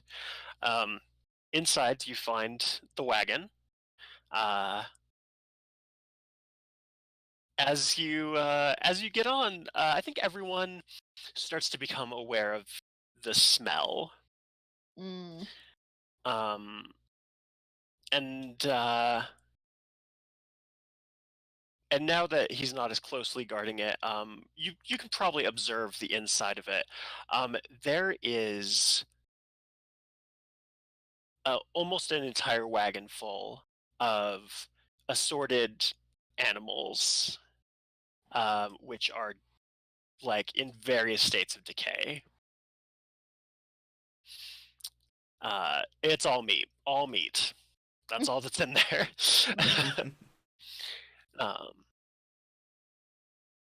And once everyone is piled into the cart, he sets off. And once you're a decent distance from the grate, he feels comfortable talking at full volume and says, "Now, you'll want to be careful.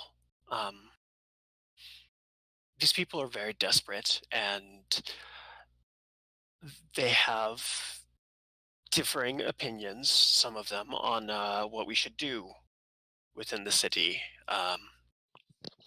how we should go about our mission of potential liberation for our brothers and sisters.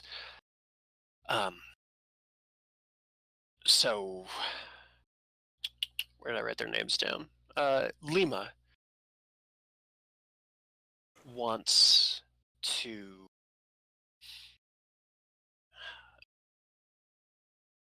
keep the status quo and build trust over time.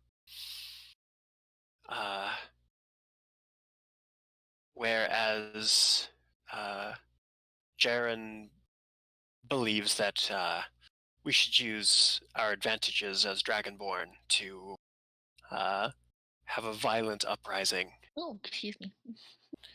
And depending on who you talk to, they have different opinions on this. So just be careful when voicing your ideas.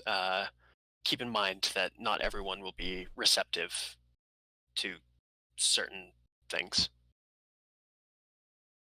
Yeah. Oh, Kyr'nes, I'll teach you all about being passive-aggressive to get your point across. And you on the shoulder. Got a father that's all about it. Meanwhile, Kyr'nes like side eyes the staff in his hand. It's like, you're not the only one that's gonna be teaching me. Yeah, and the staff is like, weak white dragonborn. Just like, whatever it can say. So go Before we go down, do we have 11 minutes? Because that stench is rank, so I'm gonna cast ritual spell, purify food, and make that less stanky. Yeah, I mean you can do it while the cart's going if you want. Yeah, no, I don't like gross smells. Okay, yeah. Yeah, you I mean, you have the mint that you made. Yeah, but it gets rid of all diseases and poisons that might have accidentally happened while it's been transported. Yeah. And you're ritual casting, so no spell slots. Nice. It's good stuff. Yeah, no, you the smell improves significantly. Now it just smells like a couple of dead corpses. Only a couple, it's fine. Ugh, this smells like tigers have been near.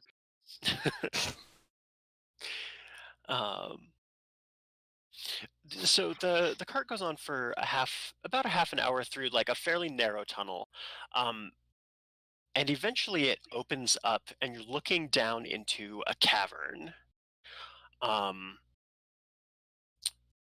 And you're struck by how a living creature can look so much like inanimate objects. The inside of Rodovine looks a lot more like a cave system with like ore veins than an actual creature. Mostly made of rock. The path is actually carved out of it. It's not a natural path. Above you, in the ceiling of the cavern, are 4 large masses, which seem to slowly be expanding, and they're all various sizes. And beneath you, you can see several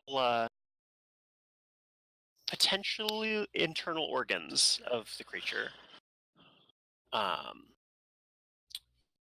Azel, you've been I'm so sorry. So much exposition.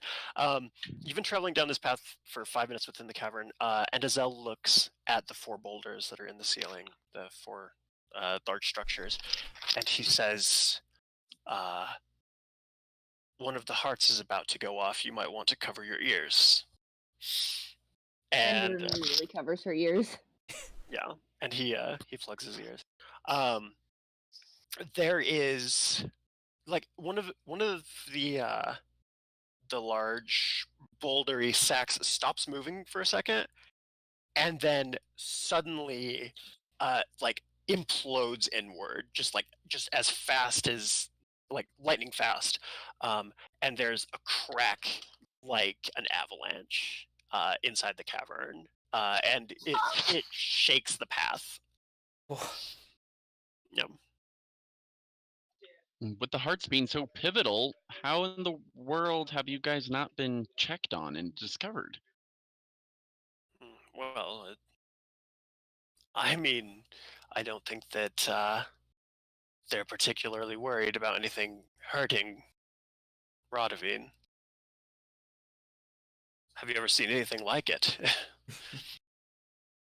No, but that doesn't mean you can't kill it. Well, no one's succeeded yet, and for all the magic that created Duver, we couldn't cast a fireball big enough. So.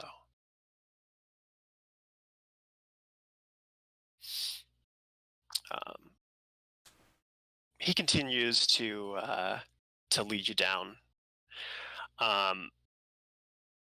About another half hour, and you're down among, like at the bottom of the cavern, like among these large organs, kind of weaving between them. And you can hear hammering.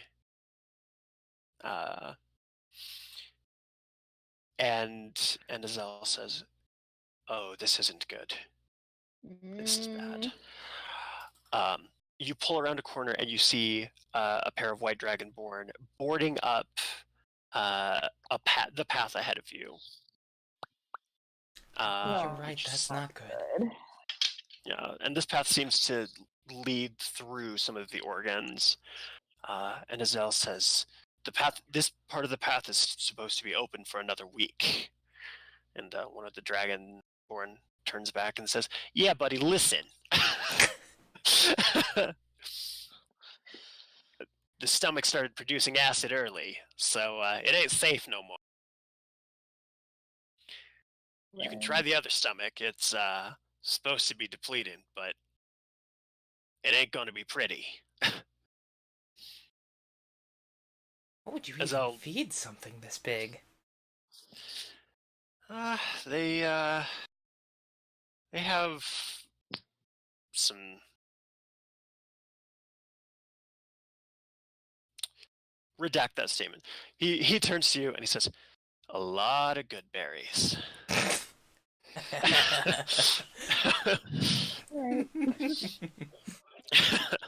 What an interesting design. I mean, what kind of acid does this stomach contain? That's...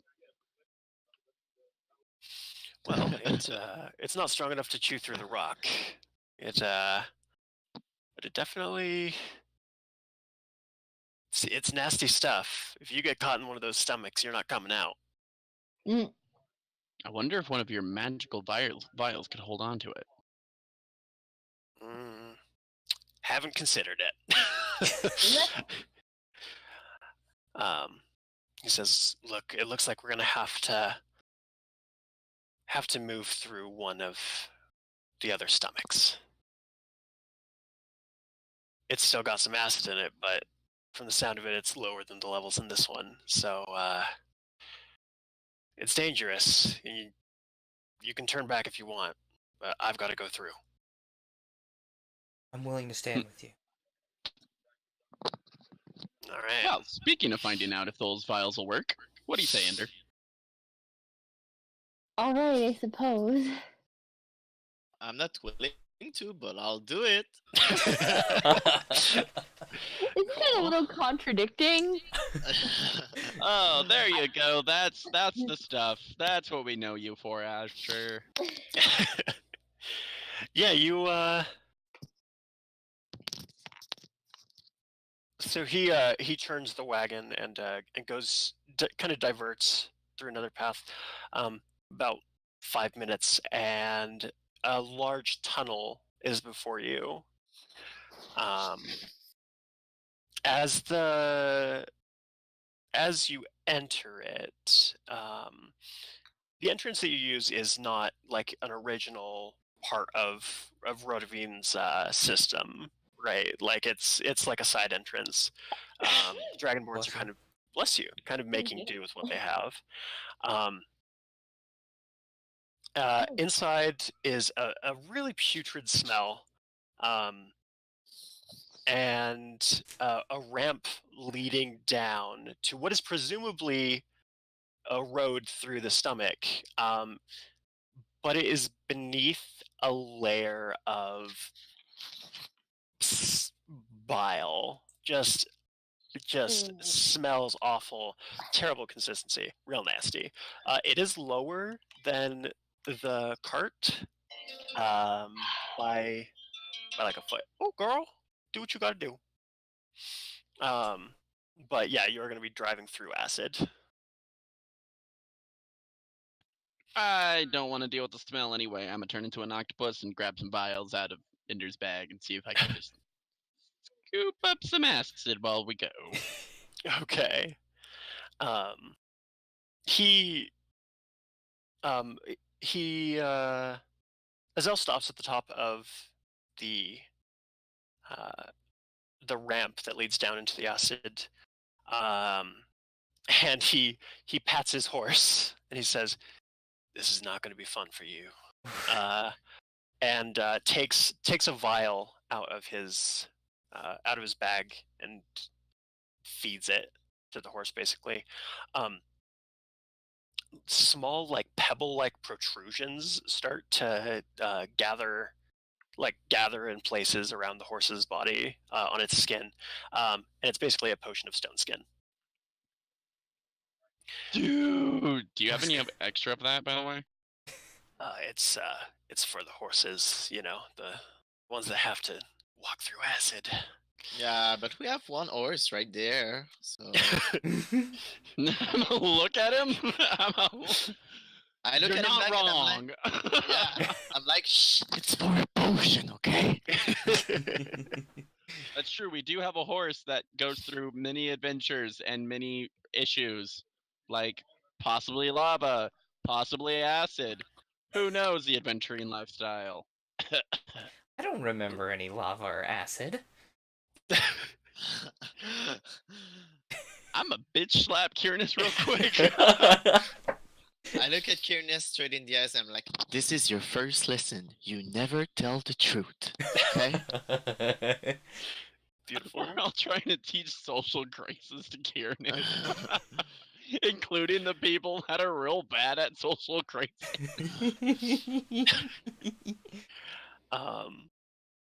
Yeah, so he says, look, help us out and I'll see what I can do, okay? Easy peasy. Will do. Okay. He starts to edge the horse closer to the stomach, and it starts to whinny and kind of cry. It's definitely been through this situation before, and it knows how painful this is going to be for it.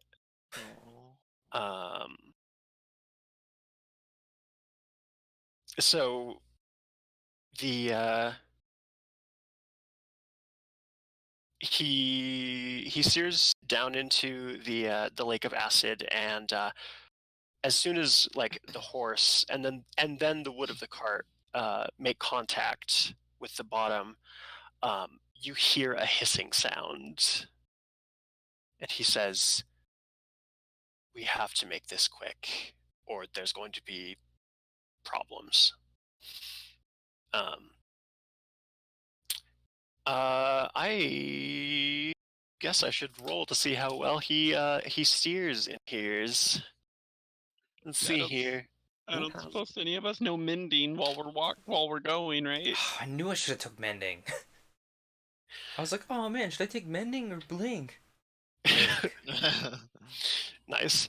You get about halfway, Oh. and he's steering really, really well. But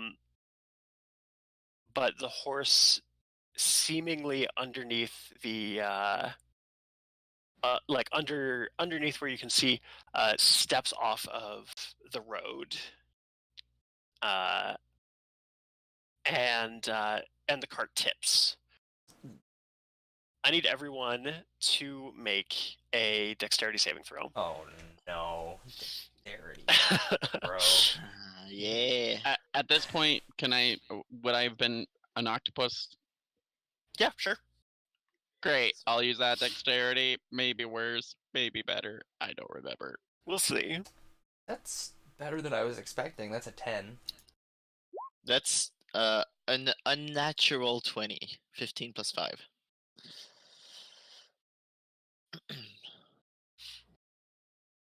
Zogle. Hold up, I'm looking up giant octopus. Give me a second.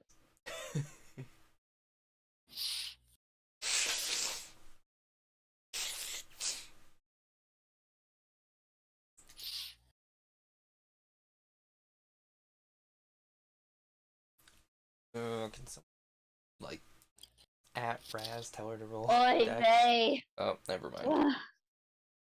Your horse is in acid, and the cart tipped. Please roll a dexterity saving throw. Oh jeez. 17. Oh Jesus Christ. Okay. Why was Kyr'nes bitch slapped, by the way? Oh, because I he told the just truth. has to know. He told the truth. Because he's a truthful son of a bitch. More points in deception still tells the truth. 18 total. I rolled a 15 plus my dex, which was 3. Yeah, I got a 17 total. Kyr'nes. What are you munching on, by the way? Oh, sorry. It was apple-y stuff. It's good. Choice. Yummy. So, as the cart tips, Azel bumps into you. Presumably you're like forward looking what all the hubbub is about. And as he bumps into you and like the weight of 2 Dragonborn is kind of on top of you, you tip and fall into the acid. Oh no. Ah! Kyr'nes! That ain't I know Falco. this sounds mean, but can I attack him with my tentacle? To try and to help try me? and help him. Scoop him up? Yeah. You can, but as soon as he touches the acid, he's going to take acid damage. So Yeah. that happens first. So Kyr'nes, you take 5 points of acid damage. Well, that's not as bad as I thought it was gonna be. Zogle, Hey, go now my ahead. health's a multiple of 11. Great. Zogle, go ahead and make your attack on him. Does a 14 hit? Just barely. Well, thank God. I guess I can. If I'm doing non-lethal, do I just half the damage, or do I? I won't make you do damage to him. Thank God. I mean, I'm not going to make you pummel either your way. friend to save his life. Wait, what do you mean? I do that regularly.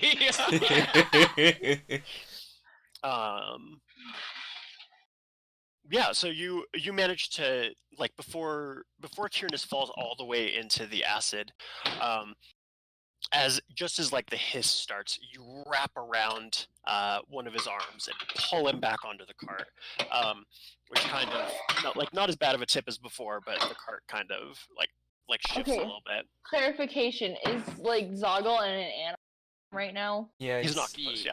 I'm an octopus. Okay. Yep. I missed that part. Yeah. So you're good. Azel, Azelle kind of panics a little bit, seeing you fall in, and Yeah. the horse senses this, and picks up pace.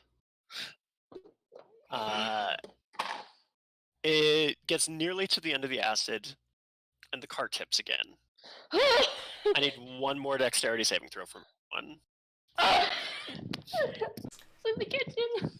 That's even worse. 5. Oh god, Kyr'nes! As Kyr'nes starts feeling the cart tip, he's like, he lets out a few choice words in Draconic. He knows he's not gonna stay on this time. 14, and can 14. he have it? Is he gonna have advantage since I, wrapped around him? Sure. Okay. I also got a 14. I have Owl, a what do you plus 5 dexterity bonus, and I still got a 9 in the end. Well, with Amazing. advantage, I got 13. Okay. Well, 13 was the DC. Oh, That was thank close. God for that. Azure, I have resistance against poisons. That's great. This is that this is count? acid. Well, Not the same thing. it's okay. Really close though. Yeah, you've braced yourself in one direction, and the cart is like tipping in the other direction, so you fall out the back, like kettle over ass over kettle. Is that how that goes?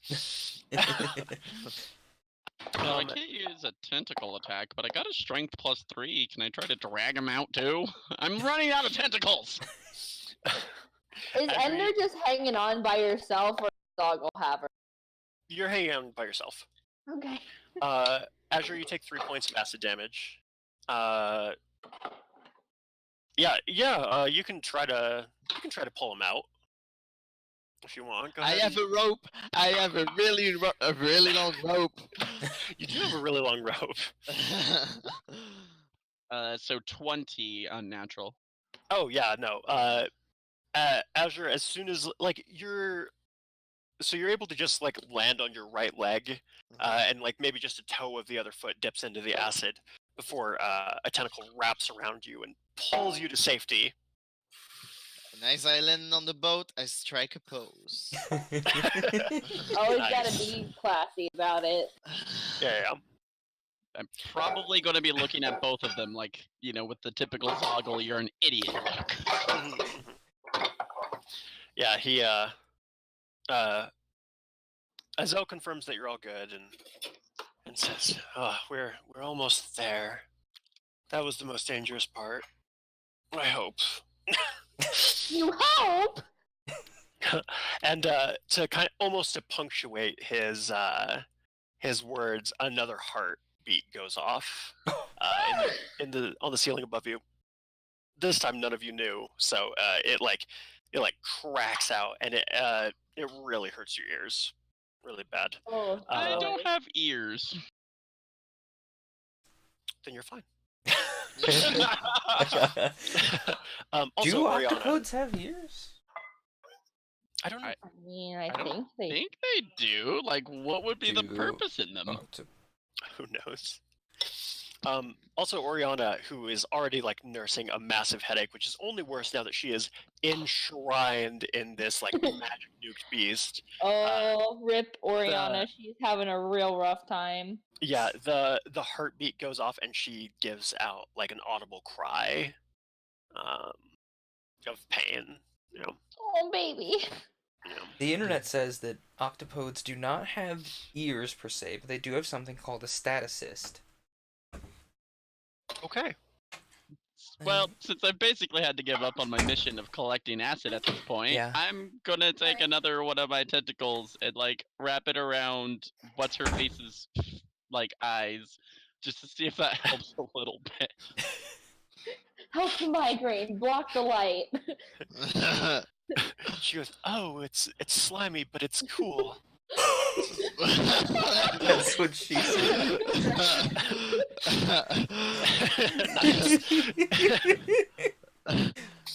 And Azelle yells back, and he goes, "I don't know what you're doing back there, but knock it off." We're not in Japan. Rough. Yeah. Oh, I bet. Dear Lord. Zogle's real tempted to drop Azure back into the acid. So the cart continues on,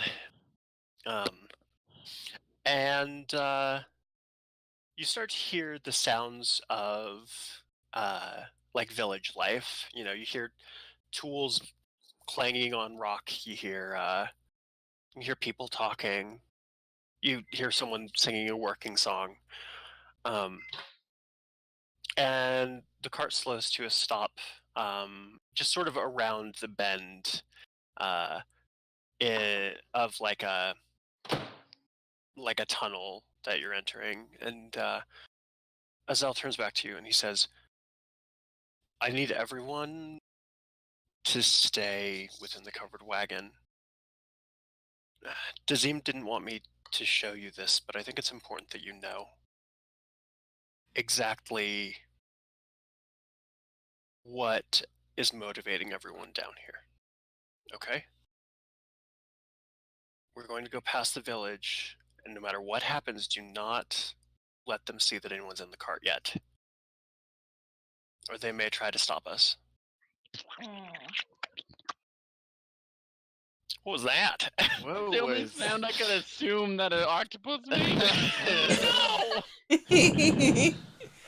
No! No, I am octopuses in go a Vimo. landlocked state. I don't know what animals sound like if they're in the water. Fair. They get woomy. No. That squids go Woomy. Octopuses Squids go Vimo. Vimo. So yeah, as you all kind of huddle in the cart, the sounds of the village around you get louder, and you hear children, come and they're very excited that someone like is here. Just in general, they don't get a lot of excitement down here, and they kind of chase the cart. You see a small hand grab onto the flap at the back of the cart. Just as it's about to pull, you hear Azelle shout in Draconic from the front of the wagon, and he says, "Hands off! This isn't for you, and you know it." Damn. And the hand disappears. You go through the village. It's not a very long ride, like maybe like 2 minutes, and you're on the other side. Oh, very much not a long time. Yeah, it's pretty small. That's pretty good because we need to hurry up and get where we need to go because I'm running out of oxygen. The cart slows, but it doesn't stop, and you hear a voice out ahead of you that says, "Is this all you've got?" And Azelle says, "Yes, it's been difficult to find more than one wagon load these last few trips. I'm relying mostly on roadkill." Which isn't really a thing. I'm relying mostly on No, scraps. roadkill would be a thing. Would it be a thing? Yeah, I mean, animals are retarded enough to get hit by wagons and, horses. Fair. It'd probably be a little more rare than, speeding cars, but... Yeah. Would Fair. Zogle be aware, like, if this is an okay time to not be a octopus anymore?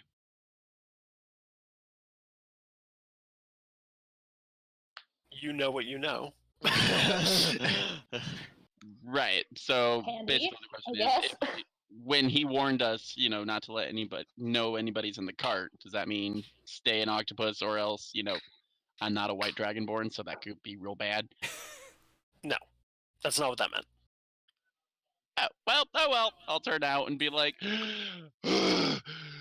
I'll be able to help with food in a little bit. Azelle at the front of the car. Excuse me. I I caught a rather annoying bug on the surface. and the guard says, "Well, take care of that. We don't need you spreading it around." He says, "Will do." And at this point, you've kind of passed that guard. A minute goes by, and Azel like turns around in the horse seat to like look at you and, "What the fuck is wrong with you?" I had to hold my breath for so long. Endr has like one hand on Oriana, like kind of rubbing her back. Does the same thing to Zogle, like has a hand on his back and be like, just kind of like patting and just be like, "It's gonna be okay." Sorry, Oriana. Can't cover your eyes anymore. Dying. He says, "We're almost where we need to be. Just a few more moments." The car pulls up to a large set of iron doors, big enough for several of these carts to pass through. Azel asks you all to get out of the cart and says, "You need to be very quiet right now. You need to not draw attention to yourselves. I'm about to show you something. I don't want you to gasp. I don't want you to scream. I want no reaction. Does everyone understand?" I think I follow. I don't Endr- generally react. Endr nods, like, and she like bites down. Like you can see, like she's clearly biting like something inside of her mouth, like either like the inside of her cheek or her lip or something. Just be like, Yeah. Well, I hope you have cure wounds handy then. And I he looks do. at Azure. What? That's basically his state of mind. I'll be very silent. Oh, God. Okay. He opens the iron door slowly. It makes a slight creak, but nothing too bad. You inside of the doors, you see a large room with a ledge on the side of the side by the door, and then a like a drop Razz, off. that is so awkward. That looks so. "I'm so sorry. I am so sorry." Like, whoa, My that's not the kind of clickbait we need around here. No, I'm so sorry. Like my shorts, like they've been like awkward the last few times I've washed them. So like the bottoms like curl up like when I'm sitting, and they were like really high up, and it was super uncomfortable. I am so sorry. It's okay. Anyway, so there's a circular room, a kind of like almost a crescent moon shaped ledge, and Azel crouches down, and he motions for all of you to get down as well, and he points to the ledge. I like crouch walk forward. Sure, let's do it up. Yep. The room is lit mainly by torches that are around the crescent ledge. You look down off of this ledge, and you see a pile of rubble about 20 feet beneath you. It's a huge pile of rubble. There was obviously like a great cave-in at some point. And Azel takes one of the carcasses from the wagon and steps forward to the edge of the ledge, and tosses it over the side.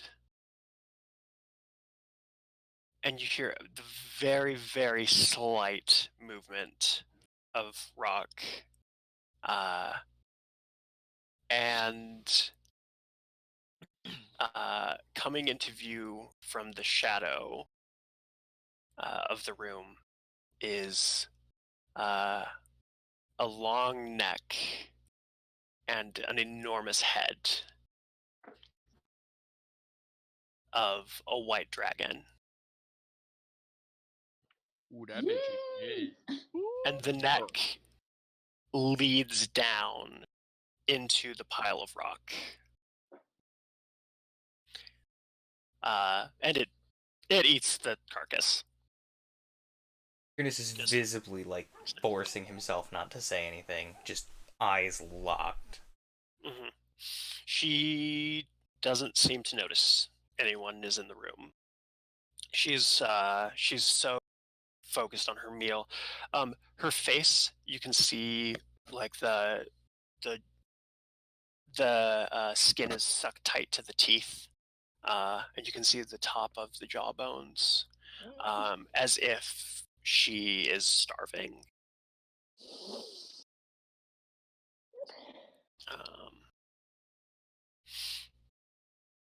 And Azel continues to bring corpses from the wagon and throw them down, and she continues to just chew straight through them, just that one bite. Endr is like visibly like tense watching this, Mhm. and she's very much like holding like her hand like with her cape over it a little bit and just kind of like pressing it to her mouth a little bit. Mm-hmm. So Azel eventually throws down the last body, and stands to just watch. The dragon grows irritable when the supply of food stops, and it looks up to the ledge. Can I get everyone to make a stealth roll, please? Mm-hmm. Oh god, what's my stealth Also modifier? -1. Oh no. I rolled a 1. Oh god. Of course Okay. you did.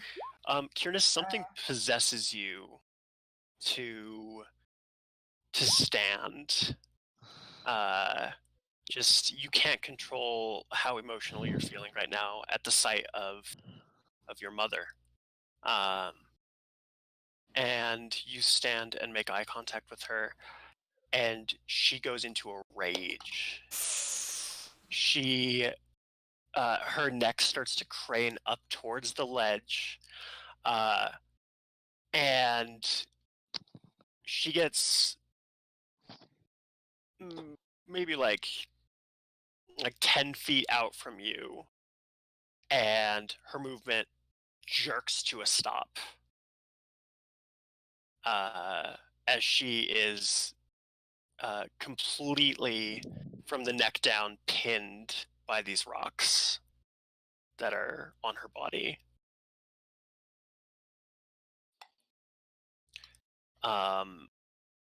And after a moment of intense eye contact, she lets out a roar. And what time is it? 9:30 for me. It's 9? about 8:30. Yeah. 8:30? Okay. Yeah, we can go a little bit longer, huh? Yeah, How's everybody feeling? Yeah, sure. Like I'm Never getting mind. ready for some magic to get the hell out of this situation. Look like I might have to sleep once instead of twice, but I can continue. I'm fine. I'm just eating. Okay, like dinner. another half hour, and then we'll call it. So this dragon lets out an immense roar that echoes off of the cave walls. right? And some small rocks sort of fall from above. Nothing dangerous. Just some. Like loose, Yeah. like gravelly stuff. Yeah, exactly. And about a minute after the roar, a minute of just stunned silence, you start to hear voices coming down the tunnel in panic. Uh-oh. Uh-oh. You know, Let's go, let's go, let's go. Time to go, time to go, time to go, time to go. Kyr'nes is not processing any of this. He's still like in shock, like staring down at his mother. Like, what did they do to you? Endr grabs Kyr'nes's like cloak and yanks him. Yeah, I'm gonna hold onto my water sack, just getting ready in case I see more problems. Yeah. Yeah. So you guys, you run to the door, and it wasn't obvious to you when you walked into the room, but there is actually some graffiti on the door, and it appears to be written in just a horrible mixture of like shit and blood, like just like mixed together, and and it says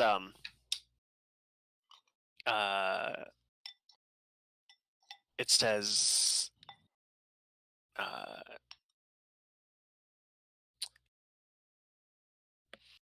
see. I was gonna say, is it graffiti or is it a warning sign? No, it's graffiti.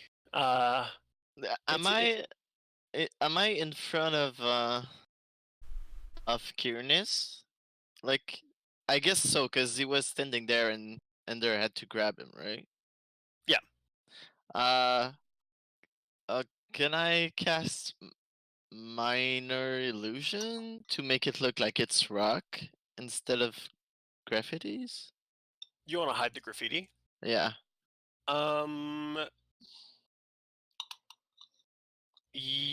What is your? So you're a charisma caster. So go ahead and make a charisma roll. Kyr'nes, it is in Draconic, so you're the only one who could read it. Go ahead and make a perception Well, roll against. Oriana's with us, right? Oh yeah, Yes. Oriana could read it. Oriana could read it too. Perception is flat. Do I have to add my like charisma bonus to my roll? Yeah, go ahead and make it like it's an attack. So your charisma bonus and your proficiency. Okay. And Kyr'nes, you're doing perception. Oh, It's basically just see who can cast first. It's got 13 out of me. I got 13 too. Okay, so I would say that you to get like just for a second you see like the message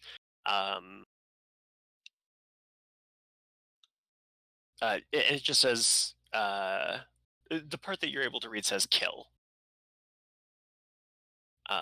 before it is wiped away seemingly. The door shuts behind all of you as Azel, shuts it. Just as basically an entire village worth of Dragonborn come around the corner of this cave with torches. Not like menacing torches, just like we need to see where we're going torches. But it's still just an entire group of people.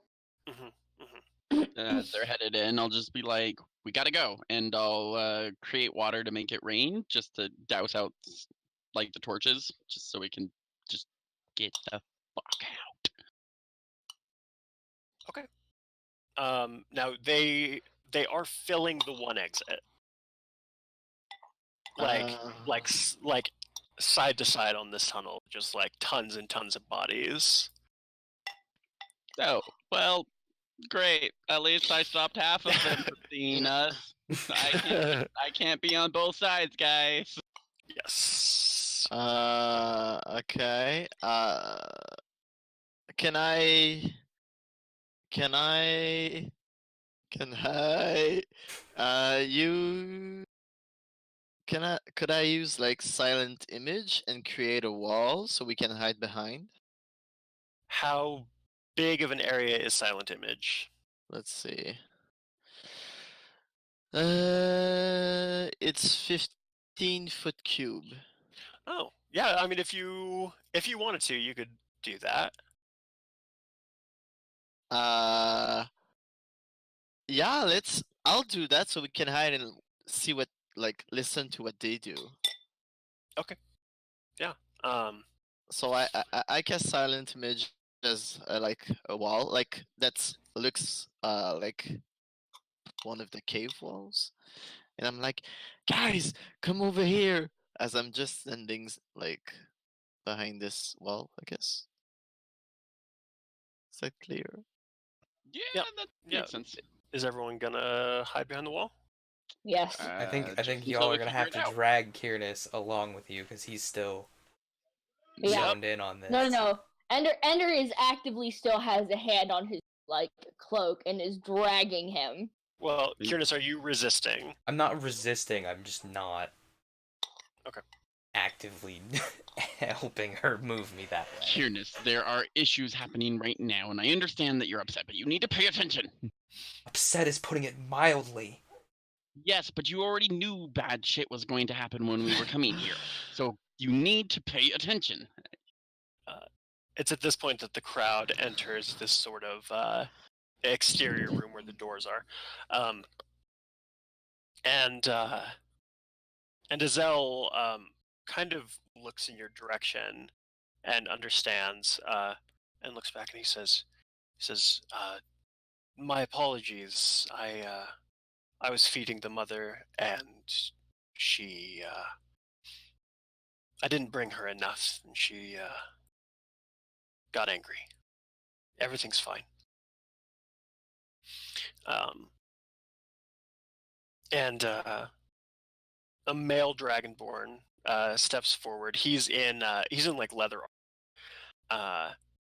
and he's got a very like refined kind of way of holding himself. Like maybe he was a soldier or something. And he says, "Do you see? Do you not understand? We are unable to even feed her. If we don't do something soon, she'll die. And then what will we have?" And then a woman steps forward and she says, "Juron, you don't understand what you're asking. If we attempt to free her, who knows how she'll react after all these years? Who knows if she'll even be able to walk? And who knows how many of us she will inflict her wrath upon if we go down into that pit."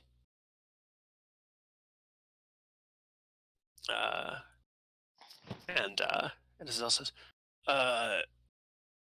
"Well, this is a fascinating conversation, but I've had a long journey, and obviously I couldn't eat my own stock on this one. So, would anyone mind taking me back, and maybe I can get a warm meal in me?"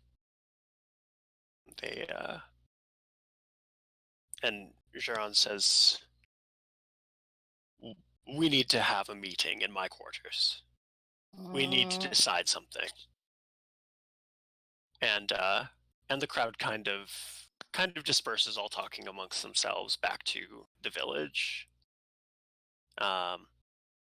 Azelle turns the horse around and looks back at you.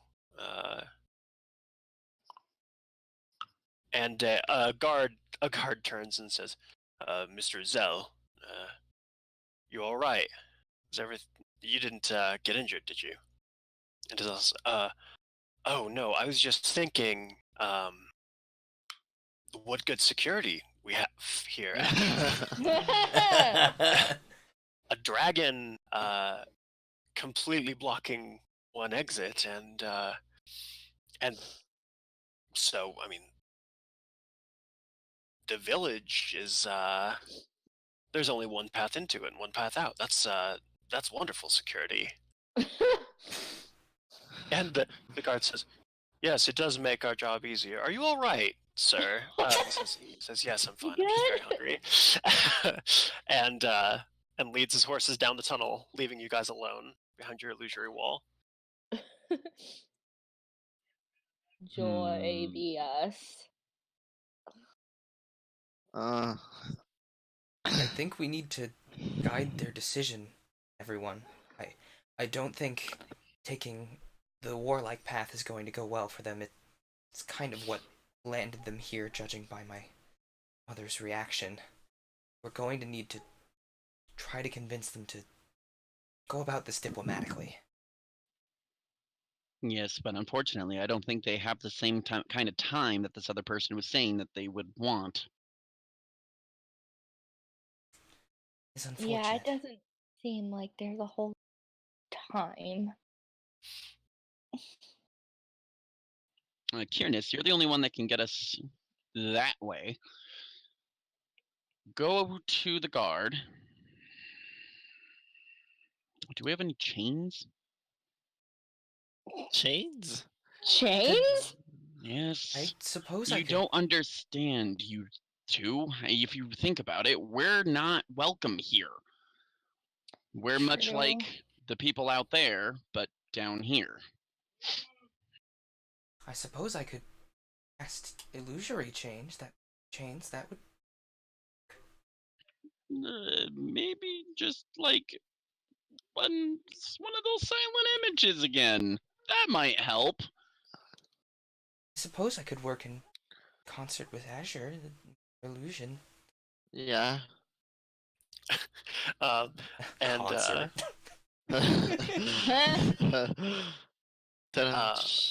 Oriana steps forward and she says, I'm an illusionist. I could do the thing.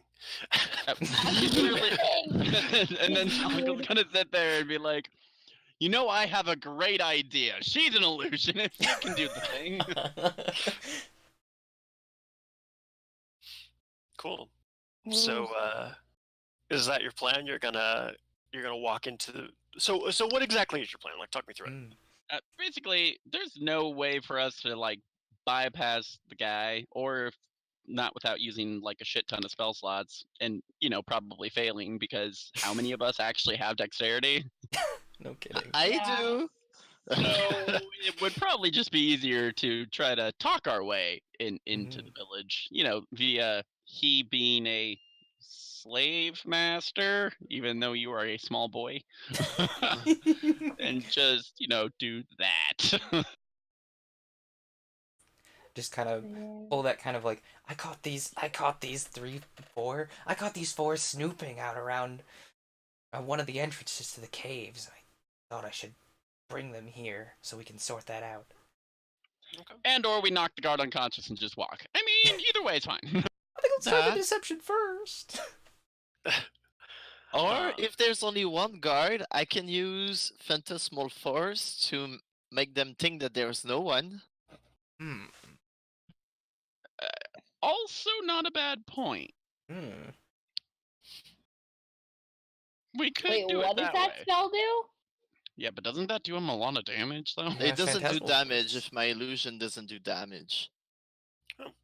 Interesting. Like if I don't make him think that he's standing in fire, then he doesn't take damage. Then yeah, let's just do that then. Yeah, let's just it'd make probably him be- think that we're not there. Everybody but Unless me, I have, Oriana has the same spell, because if she does, then maybe don't bust your spell slot on it. Yeah. Let me Just slowly watch her walk away, or walk it. Just kid Slide? slides out of frame slowly. We'd probably be best off if Full everybody. momentarily, whilst everybody T-poses. Let's see. Oriana does in fact carry Phantasmal Force. So we're okay if they okay. We'd probably be best off to hide everyone but me, and I can just kind of. Oh golly, I guess I should get back to the village now. I mean, if you fit into the spell, who cares? Just, Yeah. you two. Fair. Yeah, because like I feel like as small as like this village was described, everyone knows everyone in this village. Fair. They'd be like, we don't know who you are. How'd you get past the stomach? Cool. Rip, Okay. we couldn't get the acid. So, Oriana, so you all kind of creep up as far as you can in the tunnel, and there's a guard, just sort of casually, like he's guarding the door at the back of the village. So unless the dragon breaks free, he doesn't really have anything to guard anyone from. But he's kind of just casually like kicking a rock around or something, If this were a and modern Oriana- setting, he'd be playing with his phone. Exactly. Yeah. He's actually playing with like a small square rock and just kind of like. Oh, look, the first tablet. Nice. Oriana casts this spell, and you're all able to just basically walk right past him into the village. Nice. Yeah.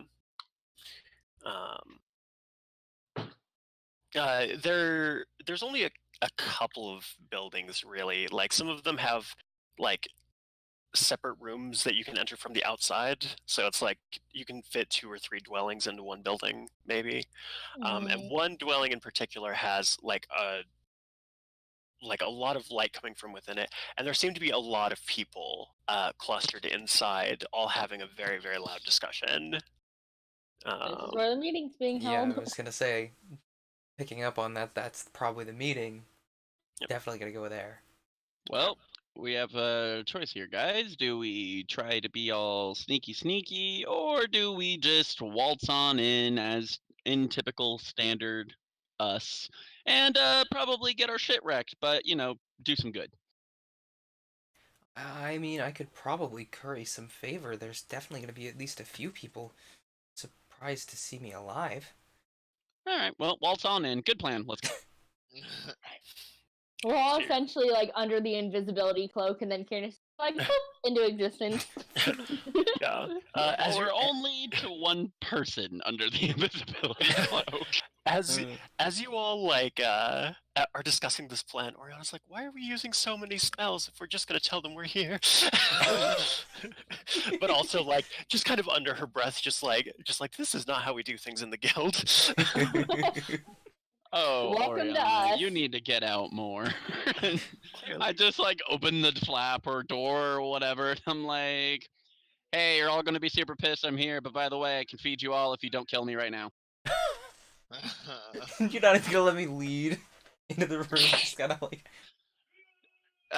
My social capabilities are up for the day. I'm just kind of like, fuck it. As he's shouting into the room, I like rush in, like, oh hi. Everyone is kind of shocked to see you, and Hi, Azelle, less dead than you'd expect. Azelle, who what? Just hi, less dead than you'd expect. Azelle, who is more prepared for you to maybe make a sudden appearance, turns and he says, "Kyr'nes, maybe you could help us here." And the room goes quiet, and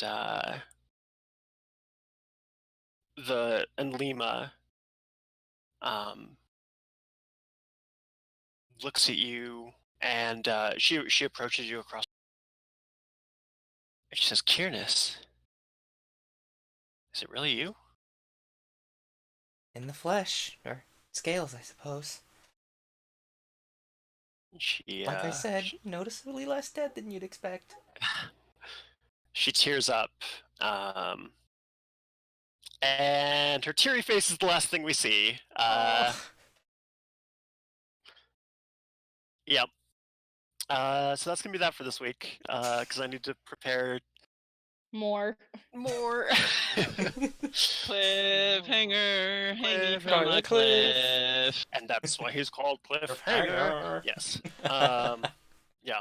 Cool. Well, you've solved my dragon puzzle. Yeah. So yeah, Mama Dragon stuck under some rocks. That's the thing. Hey, your mom ain't dead or something. Oh yeah, she's also noticeably less dead He's than I only expected. mostly dead. Yeah. She's only mostly dead. Yeah, I know we covered a lot of ground in this one. I was just kind of trying to get us to this point, because everything else felt kind of inconsequential up until like we arrive here. So I just so I know things were a little bit rushed this time, but I promise next time they'll be a little bit more in depth, and there will be stuff to figure out. So. Are But we where going there'll to also retrieve be it as another things. puzzle? And things. You may have to solve Dragon Puzzle Part 2. That might be a thing. You never know. My giant dragon puzzle stomach thing. I feel like we use more spell slots in situations that we put ourselves in Oh yeah, than absolutely. we actually during Magic, like during fights. Yeah. Oh Oh, yeah. I had feelings about that for sure. Cool. Do you guys want to do outro stuff and then be good to go? Ooh, everybody wanna find out who these people are? These are my magical people, and we'll start with the one over there, the big blue one over there with the terrible lighting that we keep I mentioning, and he know, never I fixes it. know. I'm working I always on roast it. him about it. He still never I'm listens. working on my lighting, I promise. So, my name is Glacier Nester. I play Kyr'nes. We're kind of on my arc of the show right now, and it's really cool to hear more of my character's backstory. I do a lot of things on the internet, but 99% of them are confined to Twitch and YouTube. I do an original piece of content on Mondays. My first impression series is running again, and I'm very pleased about it. Most recently, I played a game called Yo Noid. Yes, the Noid from the Domino's Pizza campaign. It's Nice. an adventure. Please go watch it. The only other things that I do that aren't like repeats of one another because of time and stuff is I do variety games on Wednesday nights on Twitch. Right now we're playing Zelda, and then I do something called Paper Cuts Friday nights where I read a public domain book. Right now we're reading Paradise Lost. It's a great time. It is his favorite thing to do It of really all is. time. If you ever take it away from him, he'll probably be very sad. I will be very upset. It's a great show to do.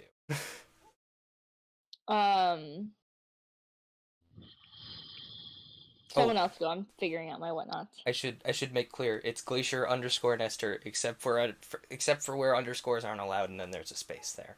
Oh, don't worry, girl. We gave you that chat out. It should be pretty simple. You can usually type Glacier space Nester and it'll show up anyway. So feel free to give it a look. I guess I'll go next. I am Razzie or Razzmatazzic. I play Endr, our human wizard, who is now also just recently multi-classed into Cleric because she had religious experiences. I don't stream. I have an art blog, which is razzesartcorner.tumblr.com. Some D&D stuff will probably be slammed into that one relatively soon, as I just actually finished working out coloring stuff with Matt for Zogle. And actually, an announcement time, alert, we will be posting these to a YouTube now. Oh, thank God. Finally working that out. About time. Oh, yeah. They will be put on a YouTube channel that I am creating. That I have created. It has nothing on it quite yet. I think G's actually going to help me with that tonight or tomorrow. Tonight I was planning. Yeah, tonight. And it will be Razz's Space Planetarium. and that's where you'll be able to watch all the past ones except for the very first episode in general, because we didn't think about recording it until the second episode came along. So Perfect. there's that. I guess it's me now. If we go as the usual. Mhm. I am SleepingOwl. I play Azure the Bard. I'm a gay art student trying to pay his debt and looking for a job. And sometimes I stream. And I plan on streaming for Halloween and trying to do some fun stuff. So yeah, check me out. Send me nudes and. That's like such a mood, though. Like, kind of like I'm just gonna hide now. just how do you react? Just ask people for nudes. Make everyone uncomfortable. Maybe get Please. nudes. Please, I beg you all. Girl, she's thirsty. Beautiful. Cool. I'm Kid Infinite. I stream on Twitch sometimes when I get to it. I'm a real buddy and a friendo, and part-time student, all that stuff. Follow me at Kid Infinite, and lately I've been a Heroes of the Storm streamer.